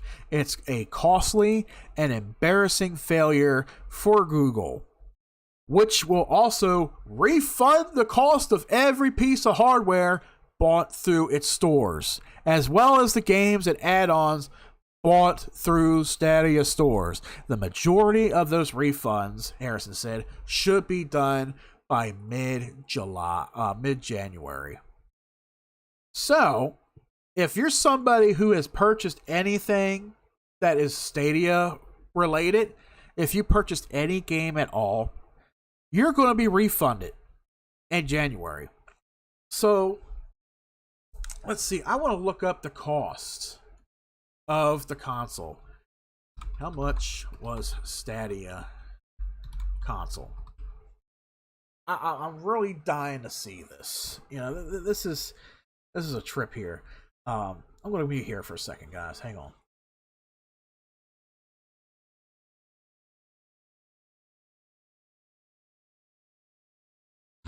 Damn, congested. I talk for so long, I start to get congested. I don't want to blow my nose live on air. You know what I'm saying? So, when the Stadia arrived in November 19th, it will only be available as a $129 Founders Pack bundle that came with a controller, a Chromecast Ultra, 1 game, and 3 months of Stadia Pro. Google plans to launch a free version of Stadia in February 2020, which I think that's what they did because I signed up for it and it was free. You just had to buy the content. So when this thing came out, it was $129. $129 for it. So if you paid $129 for all that, and you paid for, I don't know how many games. Well, let's say you pay for the service too. Let's say the service, I think the service is like $20 or $30 a month or something like that. I forgot what it was. For how many months? For how many years that you kept with it? And then how many games did you buy under that service? You had to buy the Chromecast. You had to buy you had to buy the bundle, $130. You had to buy the service, which is probably $20 or $30 a month, and then you had to buy the games on top of that. So however many games, let's say you spent $700 let's just say, on average, and I've got the calculator. Let's see, $700. Let's say on average. Let's say, how many people bought that shit? Let's say it pushed 500,000 units. Let's say 500,000 people bought and played into this shit and added up to $700. Google is going to have to refund $350 million. $350 million. That's my rough estimate right there. If this thing pushed 500,000 units, and I'm going to look it up real quick here. That's just my guesstimation. That's my guesstimation right there. So it launched in 2019, 2 years ago. Discontinued. We got a discontinued date for it. January 18th, 2023. Let's see. So there's a list of games for it. I'm not going to go over that. The hardware. Oh, God. I didn't even read the hardware on this, I don't think. I don't even remember. So upon launch, Stadia's cloud hardware used a custom Intel x86 processor clocked at 2.7 gigahertz with AVX2 and 9.5 megabytes of L2 plus L3 cache. It also uses a custom AMD GPU based on the Vega architect of the HBM2 memory and 10.7 teraflops. Servers also had a solid state drive, which is an SSD drive, and 16 gigs of RAM shared between the GPU and the CPU. And then you got the controller software. I want to see how many units this thing pushed out. Let's see. I'm going to have to go to Google, looking this up. How many units did Google Stadia push out? Probably not even will give you an accurate answer. Just talking about shutting down. So if you put in Google Stadia in Google Chrome or on the Google website, it's just talking about shutting down. But those are my rough estimates. So if you have 500,000 people play into this and buy $700 worth of shit altogether, $350 million, that is a lot of money that Google is going to have to pay out. This ain't Jeff Bezos. This ain't Elon Musk. This is Google. Shit, y'all, you know what? I know a lot of you guys out there, maybe we have some younger viewers in here that were born in the 2000s and da-da-da-da. Guess what? I am older than Google. Shit, if I could go back in time, if I was good with programming, I would program Google.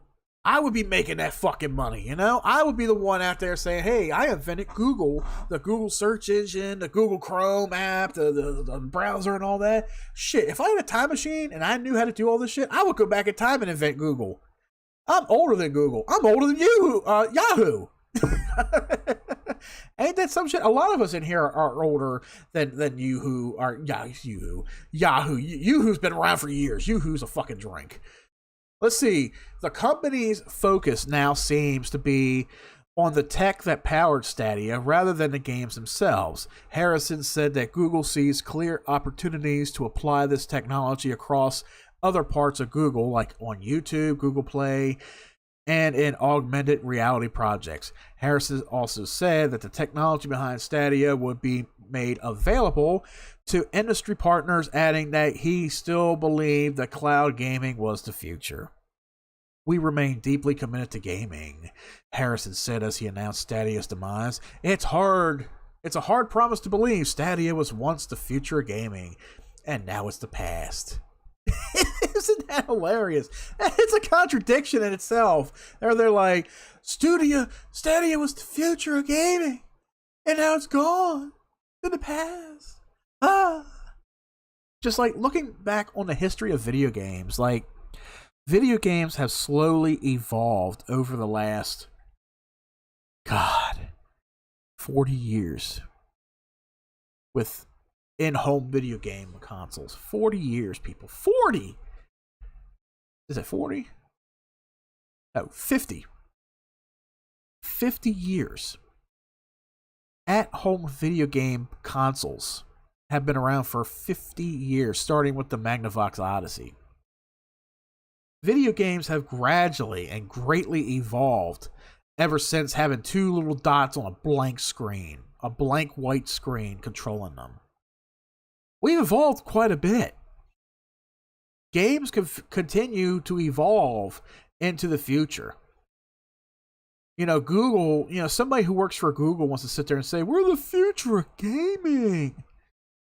Guess who does it very well? One of your fucking competitors, Microsoft. Microsoft does it very well, and let me tell you, I have a Xbox Game Pass Ultimate subscription.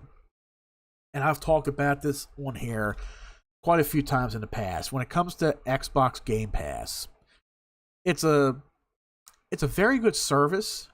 PlayStation offers something similar, so they're in competition with that kind of thing. So with Game Pass Ultimate, you get hundreds of games delivered to you for free under the service. Even day one exclusives. Day one exclusives. That's a good thing too. Like, if it's a Microsoft game, like let's say Forza, the next Forza game will be on Game Pass, so you wouldn't even have to worry about buying it. When Halo Infinite came out, I didn't have to worry about buying it. It was going to be free. Day one on Game Pass. That some bitch is on my console. I still have to beat it, but it's still on my console.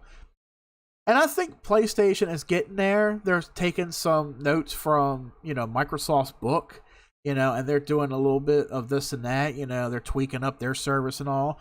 But with Game Pass Ultimate, I have access to Game Pass Library, hundreds of games. I have access to Games for Gold, which is kind of slowly coming to a screeching halt in a way, but I do get free games with Games for Gold each month. You got the subscription service EA Play, which is also now tacked into the PlayStation service, PlayStation Now or PlayStation Play or whatever it is, whatever it's called. But Microsoft also has that contract with them too. You got Bethesda. Soon we're going to have Blizzard Activision if the deal goes completely through. So you got 5 different services right there. Hundreds of games right there from different developers too. You have that. Plus, I have access, if I link my account to different platforms, I have Game Pass Ultimate on console, I have it on PC, and I have it streaming on my mobile app. There is a mobile app for Android. I don't know about iPhone. I don't use iPhone. I don't use that iPhone bullshit. Game Pass definitely overtook Games with Gold. Yes, it did. It did. That's why they're trying to kill off Games for Gold. They're taking it over. But I am able to play any game that's on Game Pass on console, on PC, and on mobile as long as my account is on all 3 platforms. And let's say something like Gears 5. Still haven't beat it yet, though. With Gears 5, if I'm playing Gears 5 on console and I have to go somewhere, or if I got to go to work, but I have some downtime at work and I want to continue my gameplay there, I can load it up on my phone, and I have an Xbox controller linked to my phone via Bluetooth. And it works. If your phone is Bluetooth, I think it's 5.1 compatible or whatever it is, and you can link your Xbox controller to it, and you could use it on there. So I could pull my phone out, and I could connect my controller. I can load up the Game Pass app on my phone. I can load up Gears 5. I can sync my save game that I can take with me anywhere. And I can play that game anywhere, anytime. That's what I love about Game Pass Ultimate. All those games, 3 platforms for $14.99 a month. You cannot beat that at all. You can't beat that. And as an added bonus, and I recently learned about this a few months ago, my daughter, she has an Xbox as well. So rather than paying out for two subscriptions, you didn't like Gears 5? I tried liking it. I think I'm still on Act 2. I can't remember. I got to get back into playing and beating it myself. But when it comes to my daughter playing Xbox as well, and she doesn't play it that much, but I know there's some games that I own that she does play, like Minecraft and all. So I could put my account information on her Xbox. I can make her Xbox my home Xbox. And I can still log into mine. And she can log into her profile on her Xbox. She can play and download and play any game that I own without knocking me offline. And she also has access to my Games for Gold library, my Game Pass library, the EA Play library. So any of that stuff, it's all linked. So I can game share everything with my daughter. And I don't have to pay out a subscription fee for her. I pay out one subscription service for me, $15 a month. So both my daughter and I can play games with that service. Ain't that some cool shit? So if you got a brother, or if your father or whoever, or your best friend up the road, just got an Xbox and they don't want to pay out all that money for it, and you're feeling kind of generous, say, look, man, I'm going to put my account information on your console. You'll be able to play not only everything that I own digitally, but you'll be able to play anything that's on Game Pass, Games for Gold, EA Play. How can I do that? Isn't it account based? That's the beauty of it. Just because my account's on your console, that don't mean shit. It's not locked behind anything. You can access anything that my account has access to. You can download it. You can log into your profile and you can play it without needing to have my account logged into it or anything like that. That is the beauty of Game Pass Ultimate, and I love it. Come on, Sony. Show me something that you got. Show me what you got. Like, are you doing the same thing? Can you do that? Can PlayStation Now be played on a mobile phone? Wirelessly and streaming. Can you do that? Can you do what Microsoft's doing? We'll wait. We'll wait a couple years. Gears of War 1 and 2 were also good. Yeah, Gears 1 through 3 was the definitive trilogy. And then, I love Gears 4. I loved it for what it was. Gears 5, I haven't played it long enough to enjoy it. But yeah, the first 3 were really good. I enjoyed all 3 of them and all. But yeah, that was the good thing about Microsoft. Microsoft is ahead of their game.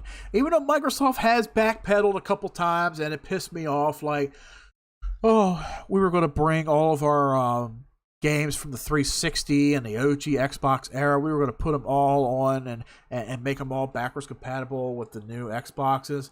But they only get to about like maybe 700 or 800 games, and they're like, we're done. We're going to focus more on the future. We're going to focus more on, the Series X and S. Nobody wants to play backwards compatible anymore. Bullshit! I still play backwards compatible games. There's actually a sale going on right now, I think, for backwards compatible games on the Xbox Store. Any 360 games. I believe there's a sale going on for right now. Like, do you know how many people want to play that shit on a next-gen console? There's a shit ton of people out there. Like, Microsoft, what are you doing? Stop backpedaling. I know my biggest complaint about the new consoles. All right, my buddy in the chat, he has the Series S. I have the Series X. My biggest complaint is the fact that when you download or buy a game, let's say I have an Xbox One version of Cyberpunk, and I'd rather play it off of my external drive because I don't have the space on my internal drive for it. But when it gets the S and X upgrade, it forces you to download that upgrade. You can't postpone it. You can't optionally turn it off. You're forced to download that upgrade because in order for you to play the game, it forces that upgrade on you. Why? Because of some coding in the BIOS of the console that requires you to get the next gen version of the game so that you could take full capability of it with the new hardware. Microsoft, you need to backpedal on that shit. You know, the SX shit, I like it. It's nifty, it's neat, but I'm not going to fall behind, you know, and be like, okay, well, you're going to stop doing the Xbox One. So I'm like, okay, I got the new console right now. But space is limited. You give us 1 terabyte of space. And then, to add injury to insult, you want us to buy an expansion card that goes into the back of the console to add 1 or 2 terabytes of extra space. How much of these cards, you may ask? For a 1 terabyte, it's $220 for a 1 terabyte SSD expansion card. For a 2 terabyte, it's the cost of another Xbox. I shit you not. Look it up. Almost $500 for a 2 terabyte SSD expansion card for the new Xbox. That is fucking ridiculous. Microsoft, get off the meth. You were doing so good. Stop it. Do it now. You want to play the original Crackdown? I think it is actually on there. You could check. I'm not too sure if it's in the store, but if it's not currently being sold, you could buy the disc physically. You can install the game with the disc. I think you still need a disc for it, but it will play on there. Because I got all 3 of them. And I think Crackdown 1 was a freebie for me, so I got it for free. That one and the second one. But yeah, going back to Google, when they said, Stadia was once the future of gaming, you were never the future.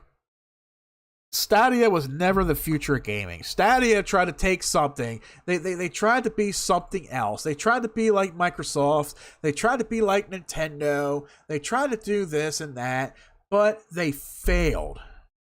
I knew it was going to be a failure. I said it was going to be a failure. And what happened? It was a failure. Now they're shutting the service down. I knew Stadia, when we reported it on this show 2-3 years ago, we knew something was going to happen. It faded away. Nobody gave 2 shits about it. Google Stadia is a fucking fart in the wind right now. Just like Atari. Atari released their VCS. I think it's called the VCS console. Atari's trying to come back into the game. How rare do you hear about them? You don't. You don't hear about the Atari VCS anymore. Look it up. They made a whole new console that's almost similar to the Atari 2600 from back in the day. You know, same wood grain and all that shit, you know. They got the regular gamepad controller, plus you got the 1 button to 1 joystick controller with it too. You know, they're trying to be nostalgic, but they're trying to add new stuff to it. It's not going to happen.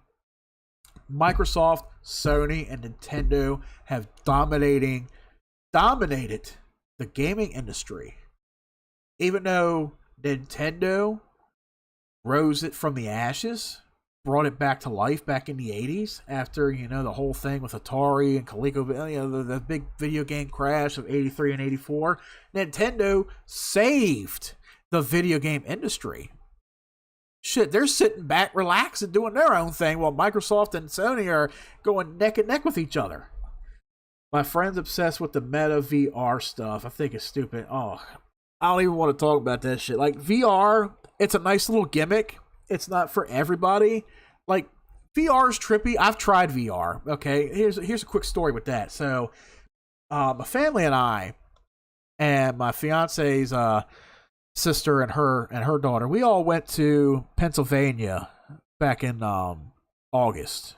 We went to the Cartoon Network Hotel up there for the weekend. Nice place, you know. It's right next to Dutch Wonderland.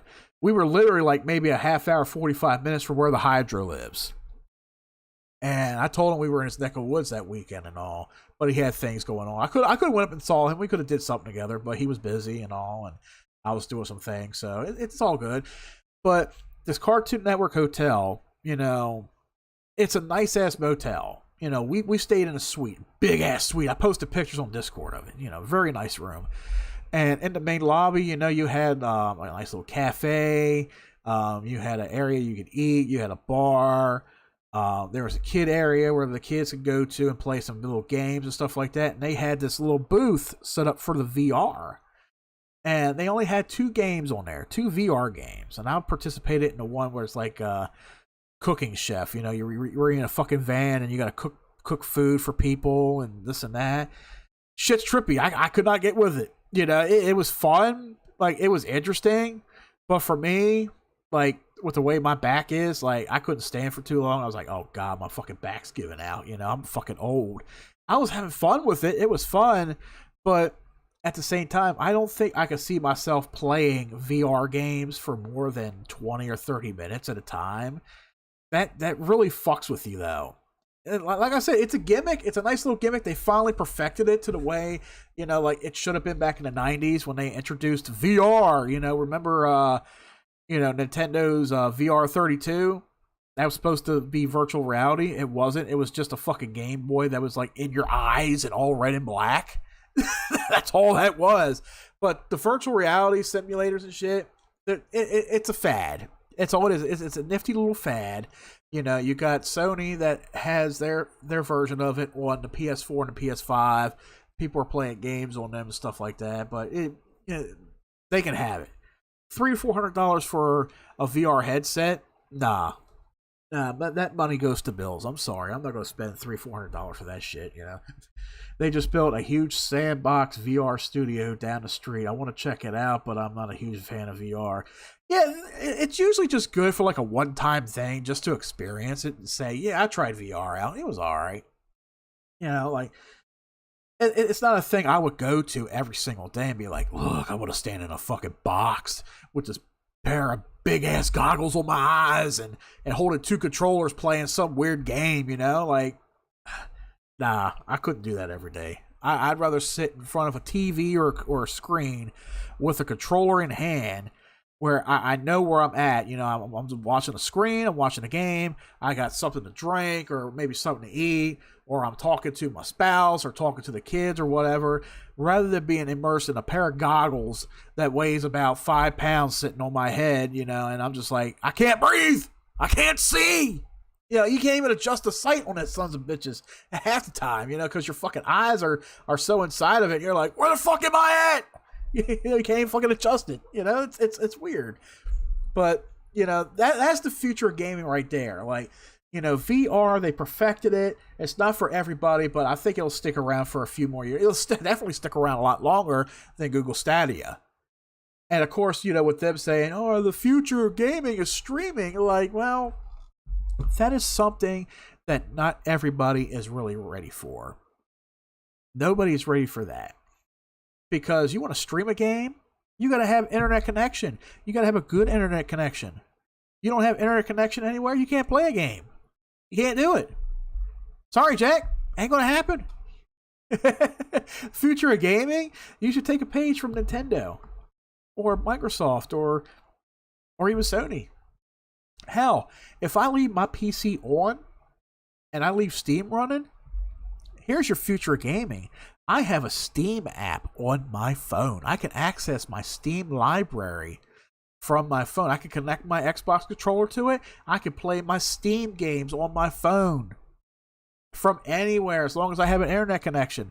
There's your future of gaming right there. But as long as you still keep some aspects intact, you know, people still collect physical games. People download digital games. Not, you know what? Well, then again, you are downloading a physical game to the fucking hard drive in order to play it. But there's your future of gaming right there. Google Stadia, they failed. They failed big time. They feel like big bitches on internet. That's what I gotta say about Google Stadia. So Google Stadia is going to shut down January 18th, 2023. So if you guys have invested in that in any way whatsoever, you're due for a refund, but I don't see it happening in January because they're going to owe a lot of money. So Google better hope they have over that $350 million or whatever they pay for it. You know, they better hope they have that money, because they got to reimburse consoles, controllers, subscriptions, and games bought.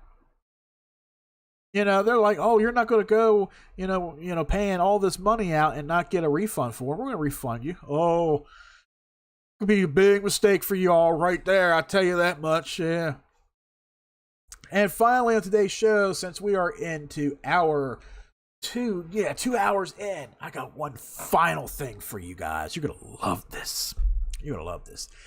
How many of you all watch TV on a regular basis, watch television, maybe stream it, and you come across a commercial for Car Shield?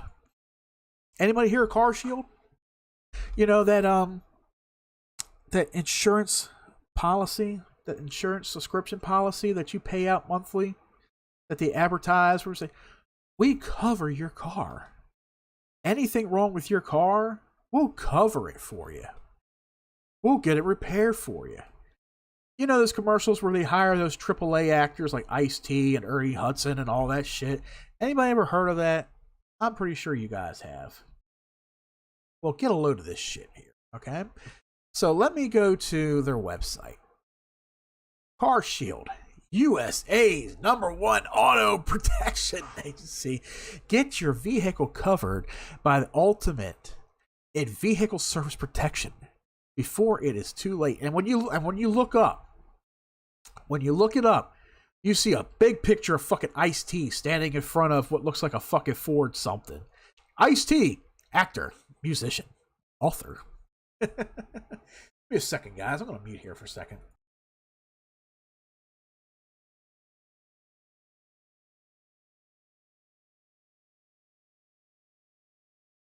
Oh, god damn. Damn, I'm congested. I gotta take some NyQuil or something. Jesus. I hate being congested when talking. So yeah, let's see. 2 million plus vehicles covered. Administrator claims paid $1 billion. Serving customers over a decade. Car Shield has been featured on the following networks: ABC, AMC, CNN, CNBC, ESPN, Bobby Bones Show, Fox News, Lifetime, USA Today Network.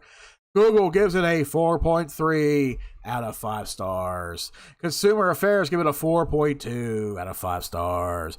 Because Customer Lobby gives it a 5.0 out of 5 stars. What a crock of shit they are. And let me tell you why. So, my dad, he saw the commercial. He read the disclaimers. He read up on all that shit. Everything seemed good.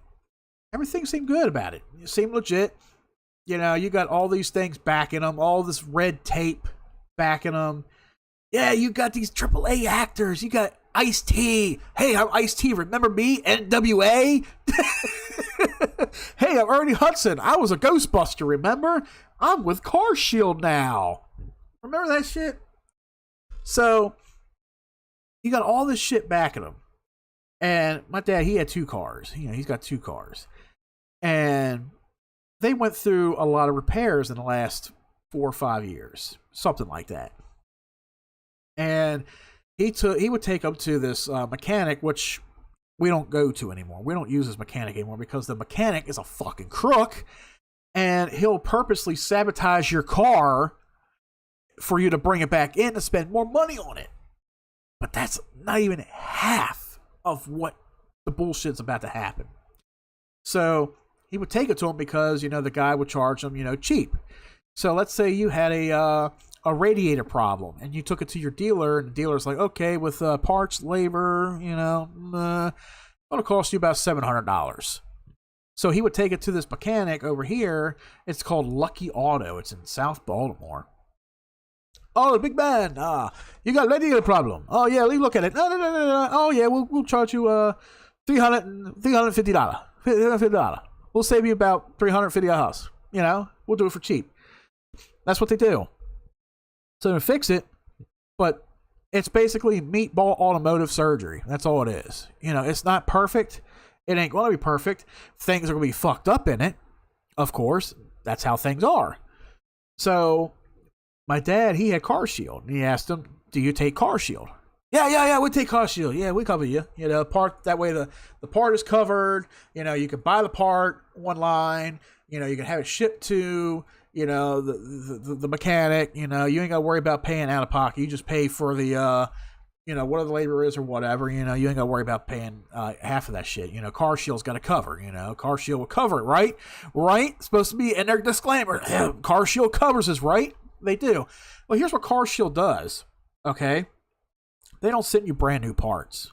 They don't send mechanics brand new parts. They send them refurbished parts. Refurbished. There's nothing brand new about their parts. There's nothing brand new about any of that. It's all refurbished.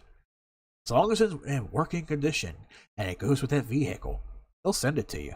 It's cheap. That's how they get away with it. You know, that's the way they don't pay high dollar, top dollar for brand new automotive parts. They pay cheap low end parts. You know, that's what a lot of these mechanics that use them for. You know, that way the mechanic doesn't have to pay out $200 for a brand new radiator. They can get a radiator from Car Shield for about maybe half the price, maybe a little less than that. That's how that shit works for, right? That's not even a tip of the iceberg right there. So, my dad was paying $99 a month for Car Shield. $99 a month. And I've been telling him, you know, he's been having like more and more issues with the cars. It's not only the mechanic's fault, because the mechanics that work in this shop are fucking worthless as hell and they don't know what the hell they're fucking doing. But you're also getting shabby parts with it too.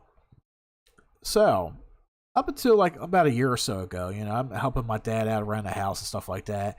And my car, the car I had over a year ago was a Toyota Camry. I had that motherfucker for about 3 years. Get this. I took that car to that same mechanic because I had an oil leak somewhere. I didn't know where. They tried telling me it was my head gasket. They replaced my head gasket for about $400 at that shop. I'm like, okay, no oil spurting anywhere. Everything's good. Great.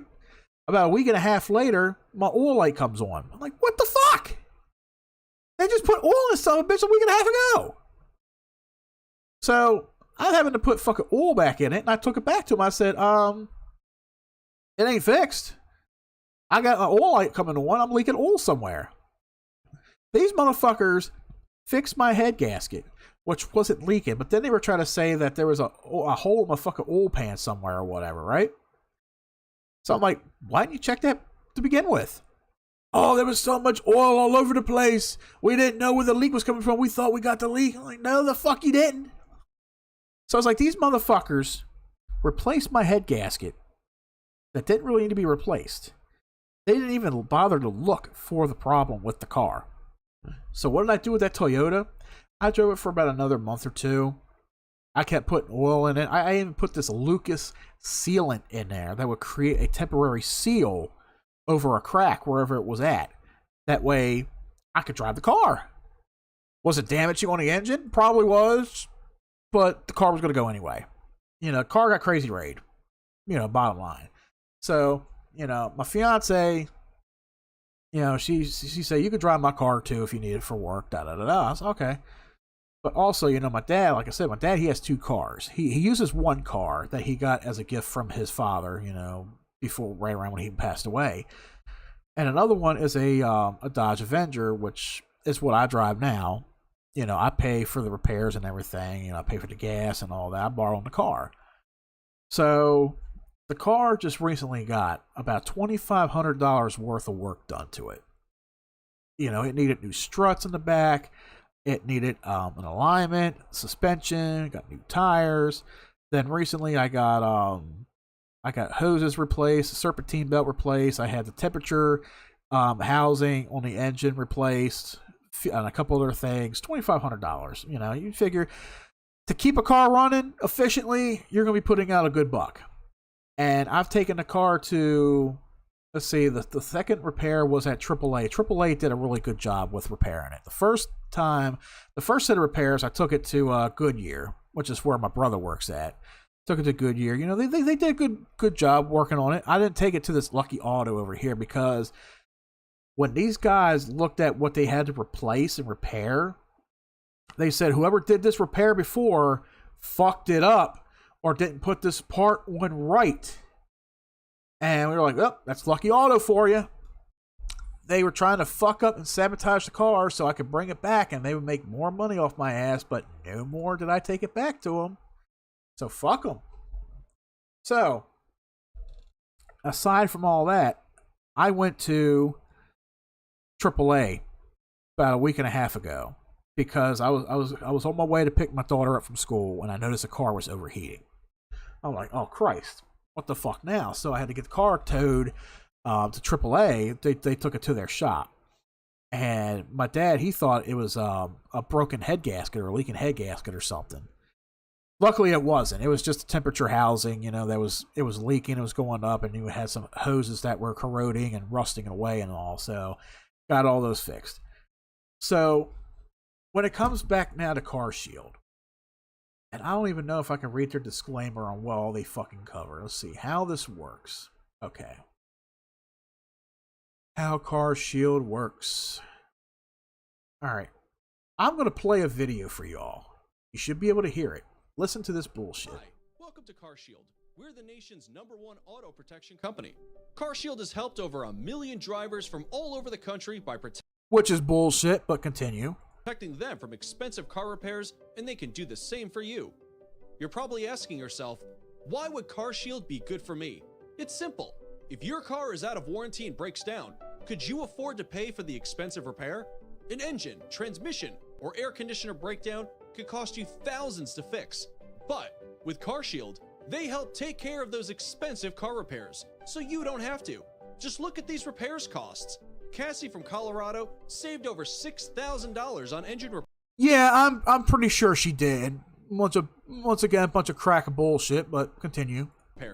Cornell from Illinois saved almost $7,000 on transmission repairs.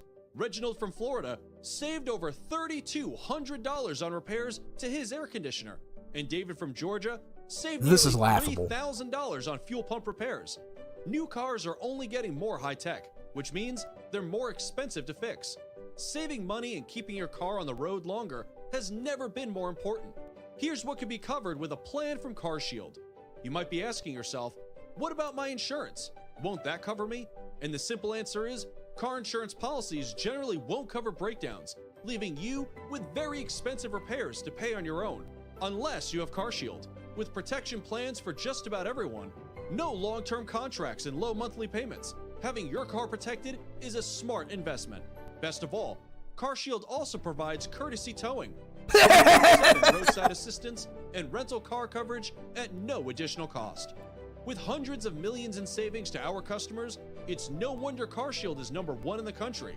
Drive a car, truck, or SUV, CarShield covers most makes and models. Car breakdowns are a nightmare, but CarShield is a dream come true. All cars break down, and CarShield has made those expensive breakdowns virtually pain-free. When there's a breakdown, you could take your vehicle to any certified ASE mechanic or dealer of your choice. That's right, you could take your car to the dealer and not get stuck with those expensive repairs. Then, CarShield and your administrator handle 100% of the paperwork, and your claim is paid directly to the service center, avoiding any messy reimbursement period.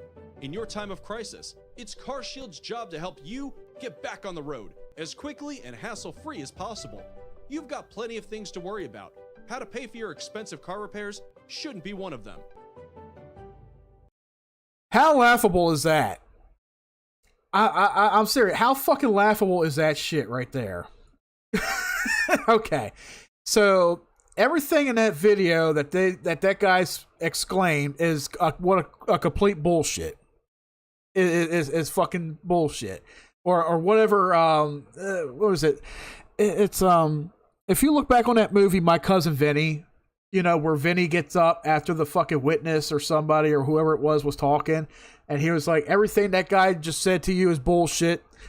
Thank you, that kind of thing. That's my expression right there. That's exactly what I say to this guy. So here's what happened.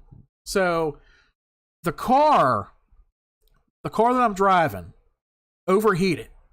It needed a new temperature housing gauge installed. It needed new hoses. It needed a serpentine belt. The pulleys and all that needed to be readjusted and fixed.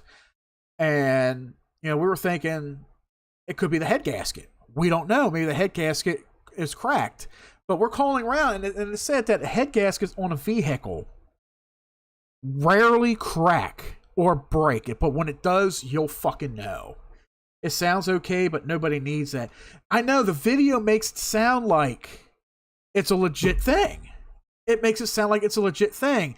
But, you know, I see the Hydros here listening. Check this out. Okay, so my dad, he calls up Car Shield because, you know, he's paying $99 a month for it, you know, and I'm borrowing the car and all, you know, I'm making repairs and all that shit for it. But it's covered under his Car Shield policy. And here's what they tell him. Well, they don't really tell him particularly, but when we get to AAA, and I'm paying for the repairs at AAA, and we're talking about Car Shield, because my dad, he canceled Car Shield. This guy told me the horror stories of Car Shield. What they do, let's say, all right, Hydro. Let's say your truck needed head gasket repair. And that's a lot of work to be done to an engine, head gasket repair. You know, let's say you need a new head gasket or whatever. Now, and you're covered by a Car Shield. And you know for a fact it's your head gasket. You're like, yeah, I know what it is. You know, I know it's leaking. It's where it's leaking, da-da-da. Can you cover the part? Here's what Car Shield does when you talk to these dim-witted Hubbards on the phone. They'll say, well, do you know exactly what part it is? Do you know exactly where it's cracked at?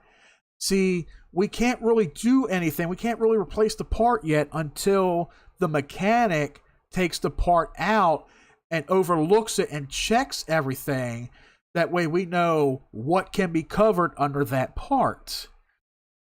So what basically you got to do, your mechanic's going to have to take the whole engine out, take the whole head gasket assembly out, look and take the whole assembly apart to look inside to see if there's any kind of corrosion or breakage or anything.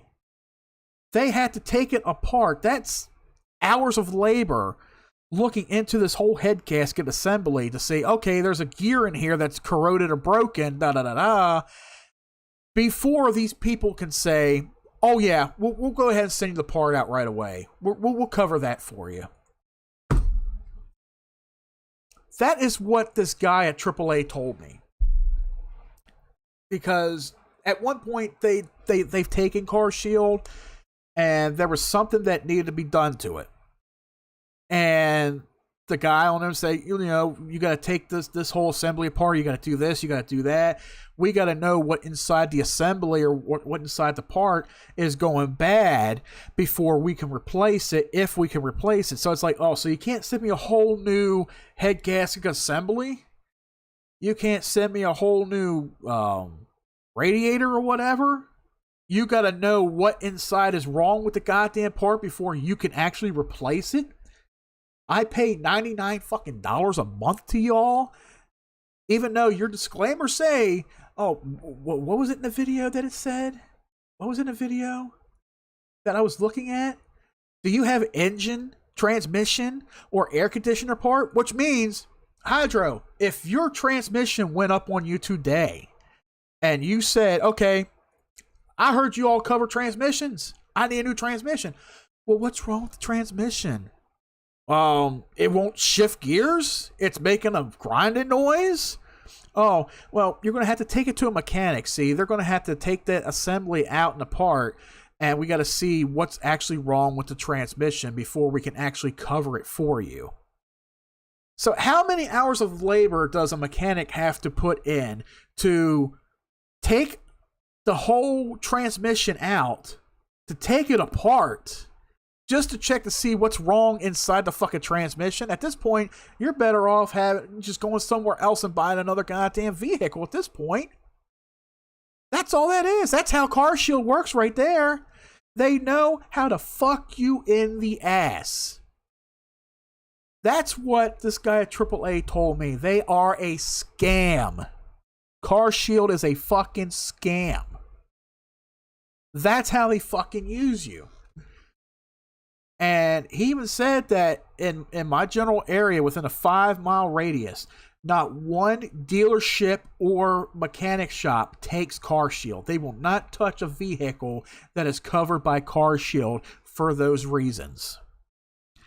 Now, that repair shop that I told you all about a little bit ago, Lucky Auto, they cover it. They don't give a shit. But you imagine, like, putting your car in the shop. Now, I've put my car in the shop quite a few times. It would be in the shop, same day, repaired. The longest I've ever had a car in a shop, and it was for cosmetic damage because of an accident, was maybe 4 or 5 days. But if it's something great, like if it needs some kind of minor engine work or whatever, it's done within a day. With CarShield, you're looking at a mechanic putting in hours upon hours of labor, dropping an engine, taking a part out, dissecting a part just to see what's wrong with it, just so you can get back to CarShield and say, yeah, it is this. Can you send? Oh, yeah, we'll cover that. We'll definitely cover that. But if there's like a little tiny nick on it that you think like, oh, that's going to be an issue, no, we're trained mechanics ourselves. We know what we're doing. Oh my God! So let me look up CarShield scam reports. I gotta love reading this. Okay, it's CarShield a scam or ripoff. Of course, the Detroit Bureau would back them. No, CarShield isn't a scam. When you compare CarShield to other top car warranty providers, it is clear CarShield's a great. Oh, of course, yeah, you're going to be fucking kissing their ass too, right? There's a lot of red tape behind it. That's exactly what the guy at AAA told me. They have so much red tape added to their shit to make them look legit, to make them sound legit. They put out all this money. They hire all these AAA stars like Ernie Hudson and Ice-T, probably coming soon, John Cena and Dwayne Johnson. You know, that's probably coming soon. Who the fuck knows? Let's go to ripoffreport.com. CarShield, complaints, ripoffs, reviews, scams, lawsuits, and frauds. Okay, this is July 16th, 2022. This year, at 9:24 p.m., this was posted. Let's see if I can open this up. CarShield, they just took $109.99 from me without my authorization. Nice. On Friday, July 15th, 2022, CarShield had stolen $109.99 without my authorization. I had only called to find out information from them a couple months ago. They have been trying to charge my account for over a month now without success due to lack of balance. I had a bunch of cash that was put on my PayPal issued debit card this past week. They finally stolen my money. I filed a complaint against the CarShield with the Better Business Bureau. I had tried to call them. The guy who answered the telephone said that customer service would have to deal with this and to call them back on Monday when they'd be back. I am going to do that. I tried to dispute with PayPal, but there's no option on PayPal's website to deal with this transaction. Yes, PayPal is bullshit with that. I have tried that myself too. I tried to call PayPal too, but their customer service is also not going to open until Monday. I am calling PayPal back this coming Monday. I am going to fight to get my $109.99 back. Will not ever use this service in the future again. So there's one report right there. There's one report. CarShield not only rips you off with that shit, they're stealing money from you. They're fucking stealing money from you. Here's another one from July. CarShield American Auto Shield unable to claim auto repairs without full documentation, receipts, etc. This is in Missouri. Took my vehicle in for warranty repair. Told by American Auto Shield, the arm of repair warranties for CarShield, they have to have their own service engineer come out to confirm the repairs. This would take 24 to 48 hours. After not hearing anything about my truck, I called the repair shop and asked if I could come grab it. No one called from CarShield or AAS that the service tech was out and completed my claim. I called to follow up on my claim. They want 1 year of worth. Oh, this guy has some bad grammar and spelling, but I'm trying with him. It's like reading a Hubbard paragraph right now. Let's see. Okay, the service tech was out and completed the claim. I called to follow up on my claim. They want 1 year's worth of records. I sent in records. They say records were cutting off the receipt. I send in more records and clearly have the receipts laid out properly. They said we need it clearer and show no other documents in the photos I took. The receipts need to fill the photo and be amazingly clear as if they were actually the receipts in hand. I only keep a certain amount of receipts and throw many out. The clause, they will get every customer with a section E2 where they say you must have 12 months worth of records. They don't tell you this when you sign up. They always say no questions asked, buyer beware. Try to get a refund because of no service. Good luck. They should be put out of business. Okay. I see where the guy is getting at with this. Hydro, if you're still here, I'm going to put this statement, this guy that wrote, I'm going to put it in your Discord. I need you to read this because it looked like fucking Hubbard wrote it. I shit you not. It's in your Discord. So anybody wants to check that out, I just put it in Haggie's general chat Discord. That is the exact spelling and grammar that I am reading off of this. I see where he's talking. I see where he's coming at, where these motherfuckers are like, oh, you need 1 year's worth of repair records and receipts before we could do anything. And they got to be very specific. They got to be like picture perfect. You can't have this in it. You can't have that in it. You can't do this. You can't do that. Stupid bullshit. All right, from back in February. Oh, wait a minute. Hold on. Back in June, CarShield ripoff nationwide. Uh-oh. When I called to check out the services and prices for CarShield, the salesperson was not transparent at all. Tell you is good. Another one. Isn't there an intelligent person that writes something on here that I can read that is clear with the grammar and the spelling? Like, Jesus Christ, come on now.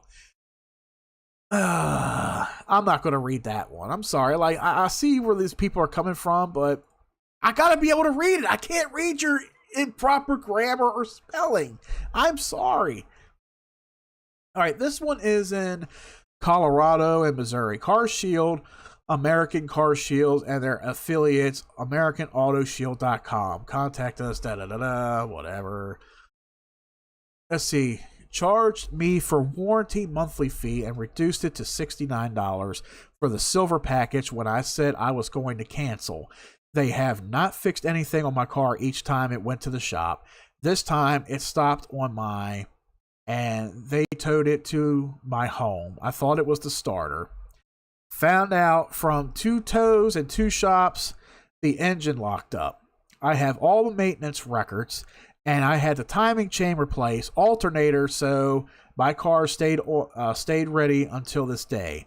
I called CarShield, was contacted by the mechanics to say the engine locked up. They sent an adjuster and denied my claim due to car front end damage, which I had no damage. I was replacing parts because my bumper was snatched off from left to right. The fenders I've been riding around for 2 years with them bent in. No engine damage. The adjuster tells mechanic they are denying it because the damage to the car. The mechanic said this has nothing to do with the engine. The car did not run hot. Nothing with the water pump, oil in the car. My car has been sitting there for 2 months. I am now going to have it towed to my house, tired of fighting them. You can't talk to a supervisor. You can't talk to the claims adjuster. The phone people are just workers pushing the transfers and taking your money and snowballing consumers. A circle of nowhere. They closed the case. I requested a letter of the canceled case, and the letter never came. They never sent it. They just reopened the case for it and sat in an inactive bin, waiting on documents they have and waiting on the authorization for a mechanic to break down the engine and provide what they need to replace the engine that is covered. Per Silver policy, I told them they could call the mechanic to get that done, but they have to pay for it. Since they need it, they refuse to request an RDI to determine and verify the course of internal engine failure. A total ripoff. I told them I wish to cancel for the second time. Funds drafted without my authorization. Called in for a refund. Refused. So these scammy motherfuckers,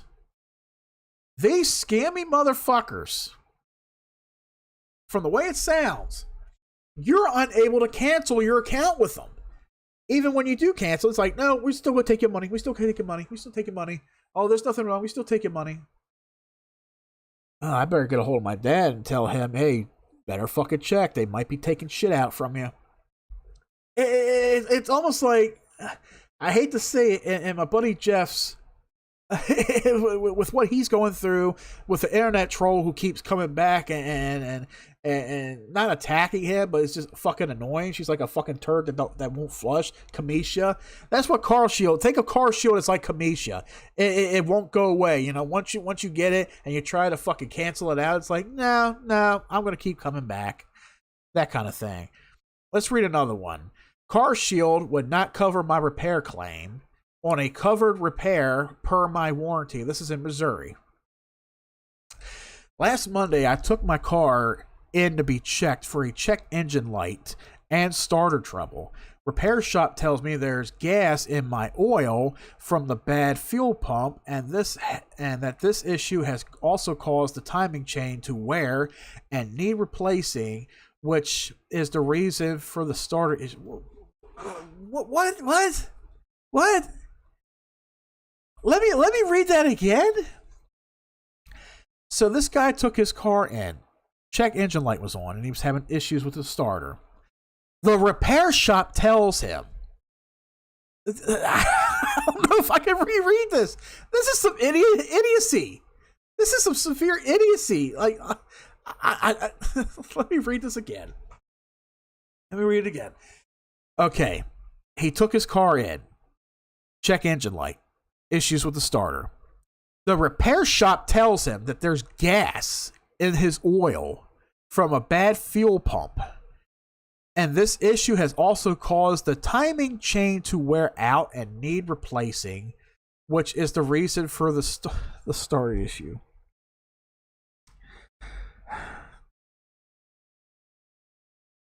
Where did this motherfucker graduate from? Like, the fucking mechanic is not making any sense when he's telling this guy this. They're like, oh, this leads to this leads to that leads to this, and this is why this is happening. Who the fuck hired this goddamn Magoo? It is now Wednesday of the following week, almost 10 days later, and they're denying the claim, saying the fuel pump regulator is what's bad, and that part is not under warranty. No one has said anything about a fuel pump regulator. The car shield adjuster has done everything in its power to deny my claim, and even make up something that needs replacing when it actually doesn't need replacing, just the parts that were mentioned. Should I go on? Well, right here on Rip Off Reports, there's only 11 reports of it, dating back all the way back to 2018. Fuck it, I'll read, let's see, deny all the bases, or do I do this? Oh, let me do this. Oh, this has to do with phone numbers. Okay. I made an inquiry on how much warranty would cost. The cost was high. I politely stated, no thank you, I am not interested. I started getting calls like 3 times a day on my cell phone. I blocked the numbers, but they use a different number each time. This has been going on for 2 months now.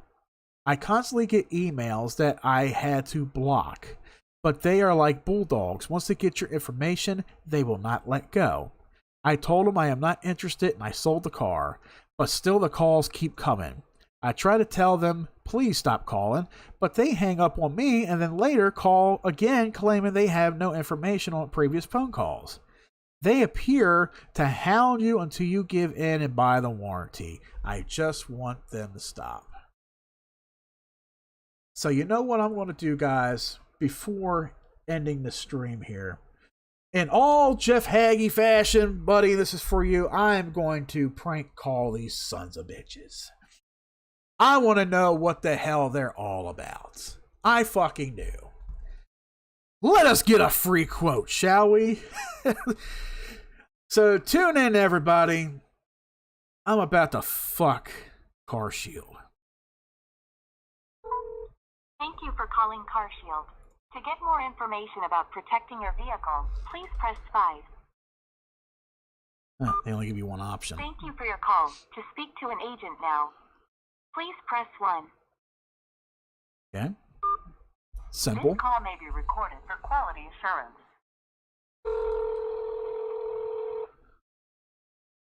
Watch it be a foreigner.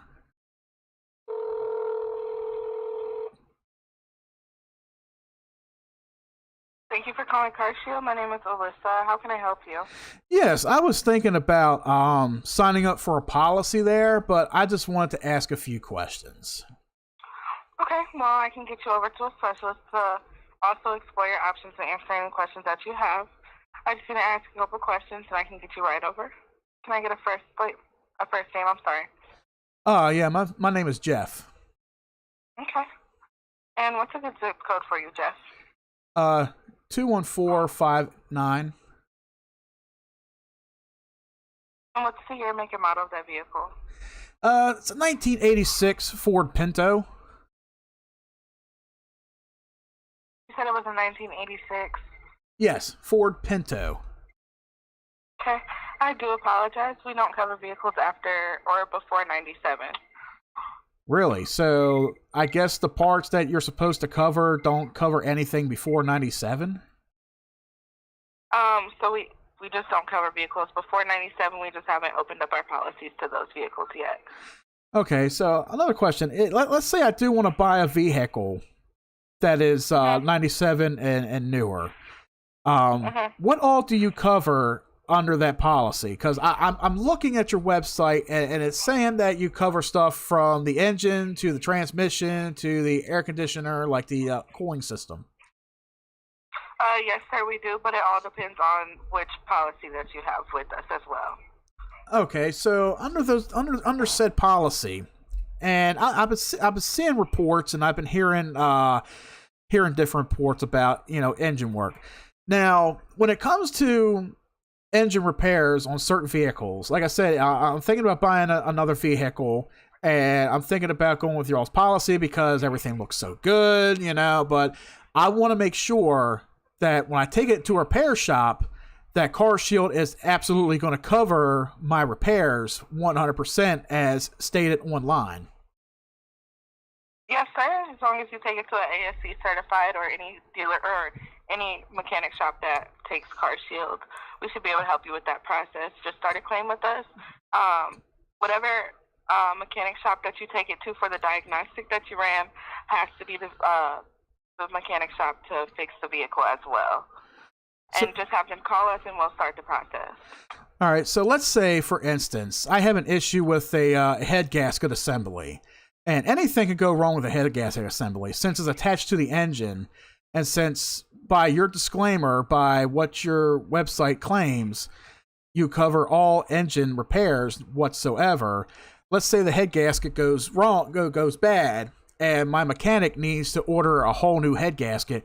Are you going to cover that head gasket if they say they need it, or is there going to be anything in particular that you need to cover?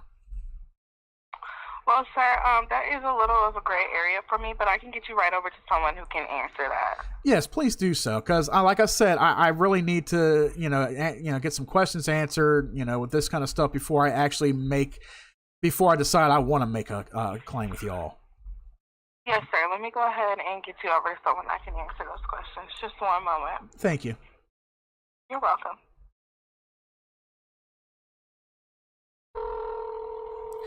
What a crock of shit.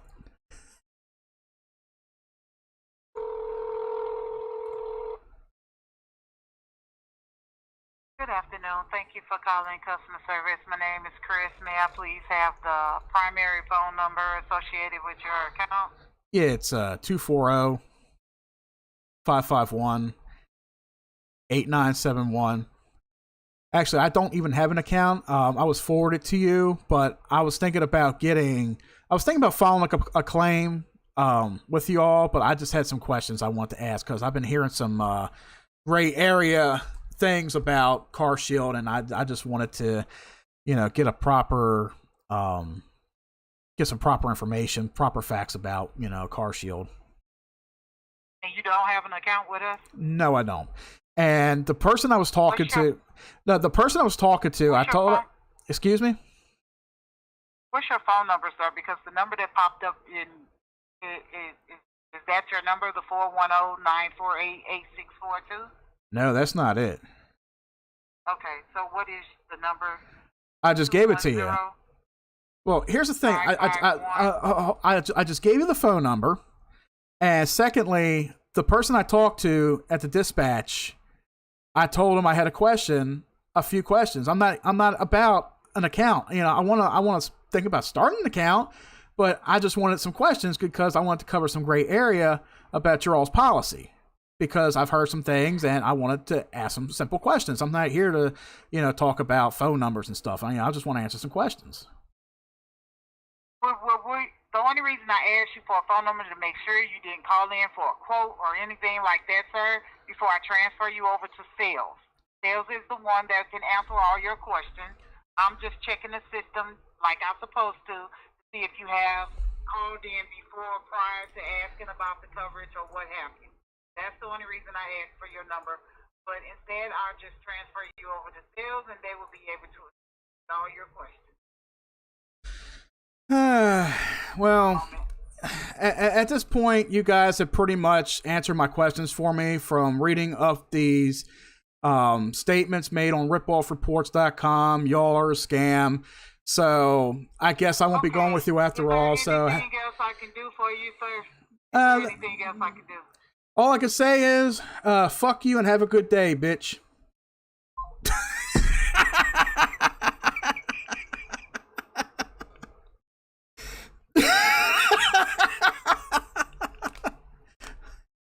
Fuck you and have a good day, bitch. Like who's this fucking woman going to sit there and say, and I get transferred to this woman, right? Because I need some fucking I need some questions answered, but yet you don't know how to answer my questions. You want to forward me to somebody. You want to be, I want to verify your phone number. We don't have that phone number on file. Like what? Like what?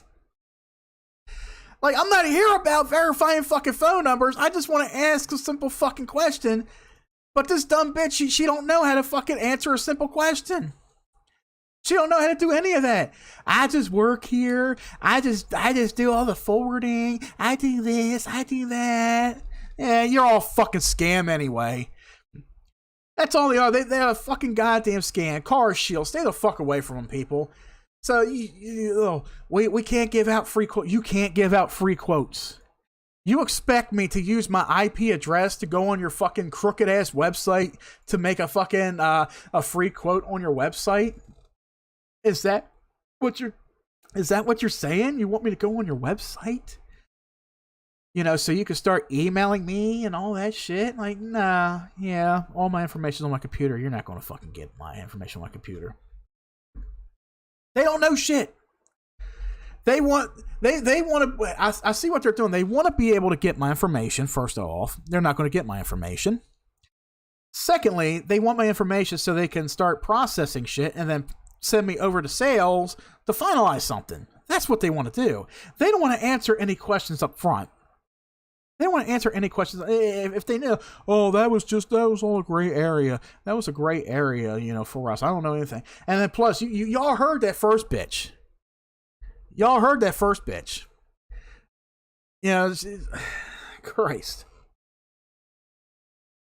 Wow. I was like, I got a 1987 Ford Pinto. I'm surprised you didn't ask, what's a Ford Pinto? I'm surprised you didn't ask, what's a Ford Pinto? I don't know what that is. Jesus fucking Christ. I swear.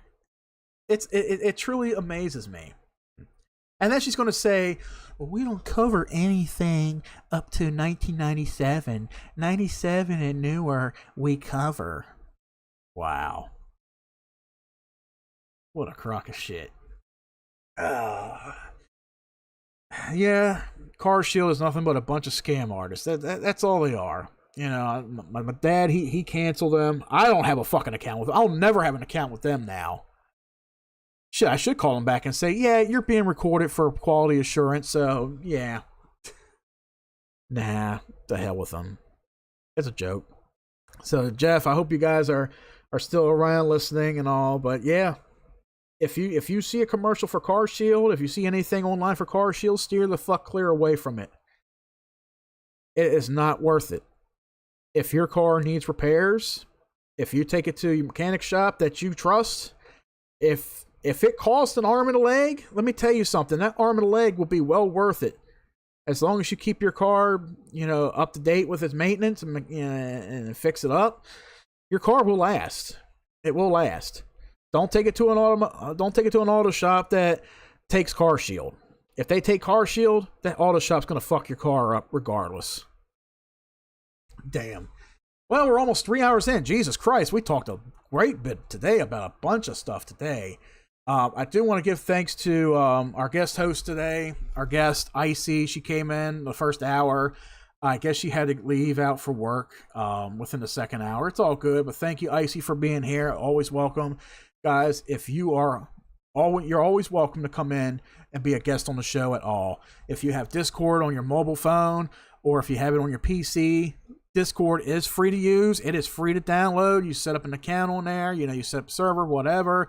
If you guys want to be part of the server, our Discord server, let me know. I will drop you a link to our Discord server. You could drop in at any time. You could join us in here for updates on news events, memes, nostalgic film, nostalgic photos, anything of that matter. Everything is welcome here. You all are welcome here. If you ever want to be part of the show, like I said, you could drop in. You could be a guest on here, even if it's just for a few minutes to come in and talk. Feel free to do so. I am heading out of here, guys. That is the end of today's show of Tune In Live. Guys, this podcast is live on our Twitch feed, twitch.tv/Arrow with a name. We are also live on YouTube. Our channel is Arrow Entertainment. Be sure to hit that like and subscribe button below. You will be also, if you missed out on today's episode, do not worry. It will be uploaded on our YouTube channel shortly after it is processed. So you can go back and catch up on whatever you missed. And I don't know where my co-host Mike was today. I know he wanted to be on here, but he must have been busy with something else. So it is what it is. So guys, I'm heading out of here. I can't post anything on our Facebook page. Let me get into that for a little bit. So I'm back in Facebook jail. Yeah. Harmless little comment I made. Harmless little comment. Wasn't attacking anybody. Wasn't attacking anything. But I'm back at Facebook jail. But then again, my buddy, Mike, my co-host, I'm friends with him on Facebook as well. And the way he talks down south, like when you're talking, you get in a conversation, anything, like if somebody says something, and like, make a conversation and be like, shit, I know, I feel you, man. He doesn't really say shit, he goes like, shoot, I know what you're talking about, shoot. So a comment that he made that had the word shoot in it. He wasn't talking about shooting anybody or anything. He just said, hey, shoot, I know. They fucking put him in Facebook jail for that. Facebook is getting fucking worse, man. I swear to God. But yeah, I'm in Facebook jail, so you guys won't be getting any posts on our Facebook page, Arrow1, Arrow WAN 2022. you won't be getting any updates on there. But if you follow us on Discord, if you join us on Discord, you will get updates on when we go live and everything like that. So, be sure to hit me up for a Discord link. I'll give it to you. Download Discord. You can follow us on there, be updated for when we go live next and all that good stuff. That is it for me today, guys. Thank you for joining in. Thank you for watching on both platforms. And I'll catch you in the next one. Until next time, stay tuned in.